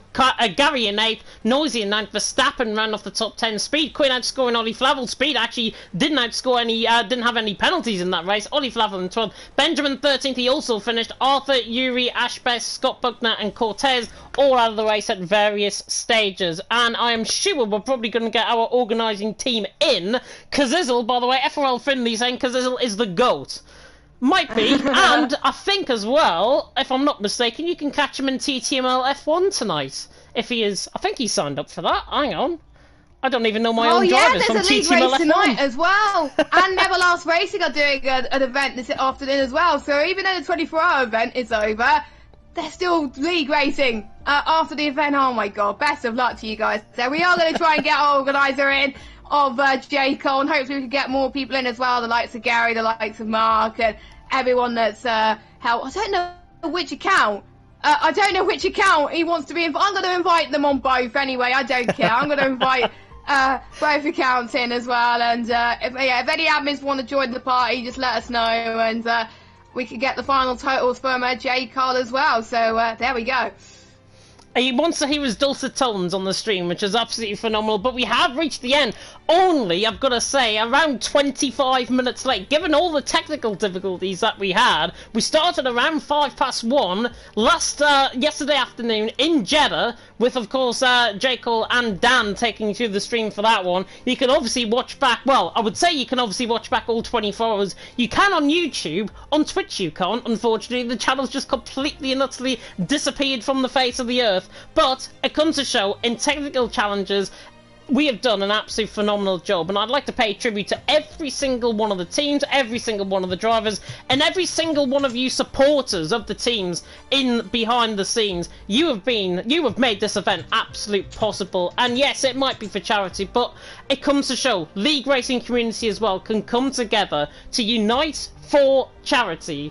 And it's absolutely fantastic. And I think the last total that we had was around £1,550. Might have gone up since, of course, we've now ended the racing.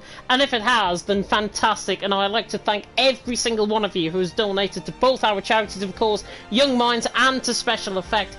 Both charities will deserve a lot of attention. I am sure they are going to be forever grateful and forever indebted in your attitude and how you've approached this event. So I think it's absolutely fantastic. Hopefully we're going to get the organising team in. Killer Blue as well, saying in the commentators chat, it was a pleasure to commentate. Thank you, and well done to all. As now, I am going to hand over the stream, well, for now at least, over to Mr. XL J. Cole. J. Cole. Hello. I'm so tired, especially after, well, just after what happened about 2 hours ago.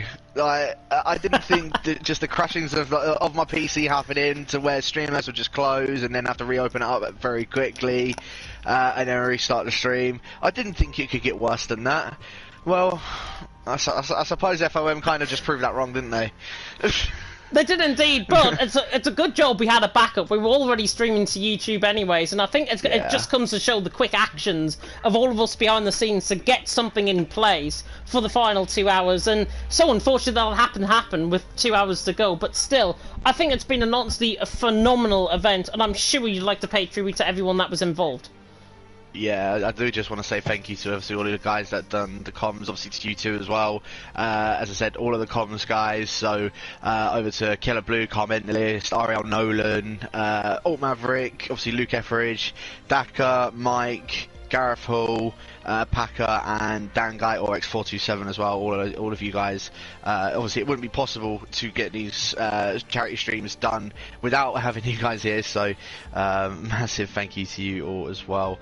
To all the other admins, obviously to Old School, to Gary, to Matthias, to Ash, and to Nick as well. Yeah, as I said, massive thank you to all you guys as well. I did need the help as much as possible, and especially for today and yesterday. Yeah, it is massively appreciated.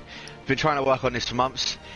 unfortunately, as I said, it didn't work out the ending that I was expecting, but we got there in the end anyway. That's the main thing. We managed to do it. Yeah, as I said, I'm very happy with obviously how everything's gone, and of course to everyone that did sign up, to all of the teams that did participate.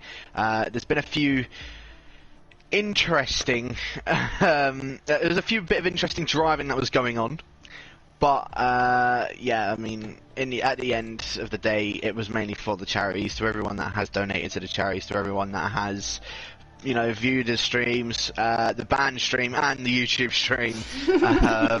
Thank you everyone that has tuned into those, especially, as I said, the YouTube stream after all of that, after that chaos just went down. Yeah, I'm still speechless from how that happened, and hopefully I can get that sorted out soon. Obviously, it's only, for some reason, it's only a day suspension, which, to be honest with you, I don't understand why it's just a day suspension. So you might be able to view the other races tomorrow anyway, but it was just absolutely pointless. Yeah, as I said, I'm glad that we've managed to get through it in the end. Yeah, as I said, I'm still speechless. I'm tired, so everything's just scrambling in my brain at the moment. I can't particularly speak properly. I want to go and have an absolute lie down, and yeah, I'm knackered. That's all I can say. I'm knackered, but massive thank you to everyone that's been just a part of this event, just entirely. Yeah, it's been fantastic to be a part of. I know we've got Gary as well in the commentary box with us. Looking at the current charity total, £776 for special effect and £794 for Young Minds. So it's roughly just under 1,600, I think, at the minute, which is fantastic.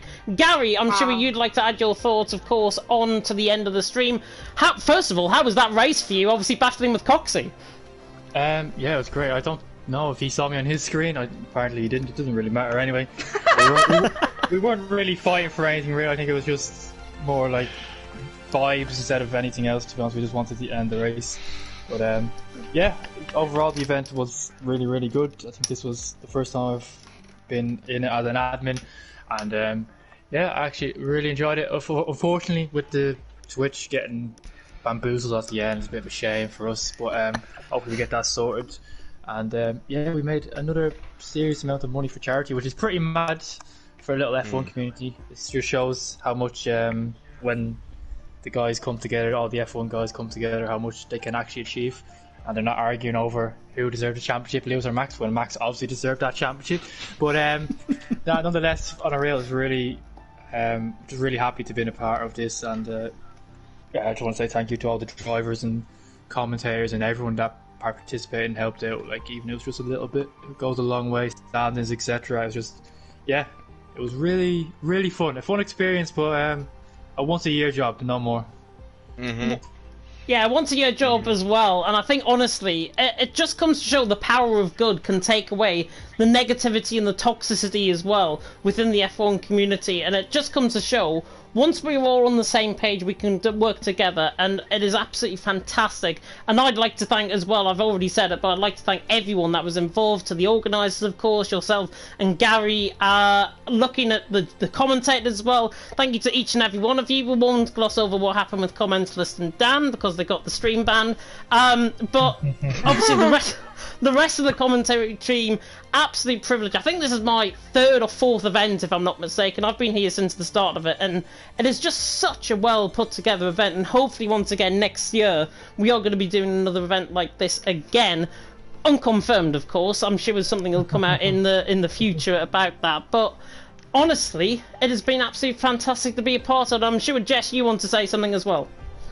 Well, I have to say, I think the first event I ever did was, I think I know Jay Cole can remember this, when it was the LOE 24 Hours of F1, and I was bored in last minute, remembered to do a few commentary because they couldn't find any commentary, and now we're here today as well, and I've been there every step of the way, and it's been a lot of fun once again. I could not join the commentary box, and it was a lot of fun. I got to work with so many great people. Obviously, I got to work with Aidan Carter at the start. I got to work with Jake Killer Blue for the first time. That was a lot of fun. And obviously Luke Etheridge, Mike Edwards, and of course yourself, James, which I wasn't expecting. I was expecting to have a bit of a lie down, but I'm definitely gonna have a lie down this stream. Thanks to all the teams as well for all your support in this event and the donations as well. It's just been absolutely incredible. I think without the support that the teams have done as well, we couldn't have this event possible, despite some of the drivers missing their stints due to the fact that they were sleeping, which made things quite difficult for us to organise. But we got there in the end, didn't we, guys? But yeah, it's been a lot of fun. So thank you once again to the Yammys for getting us all involved, because I have to say it's been incredible once again. Yeah, totally echo all those sentiments. I think that's been said by all of us, and I'm sure there's still going to be a lot of donations flooding in. So if you haven't already donated to both of our charities, they're magnificent in the work that they do. Of course, have a look in the description on YouTube. When the Twitch stream comes up, I'm sure the donation links will be on there.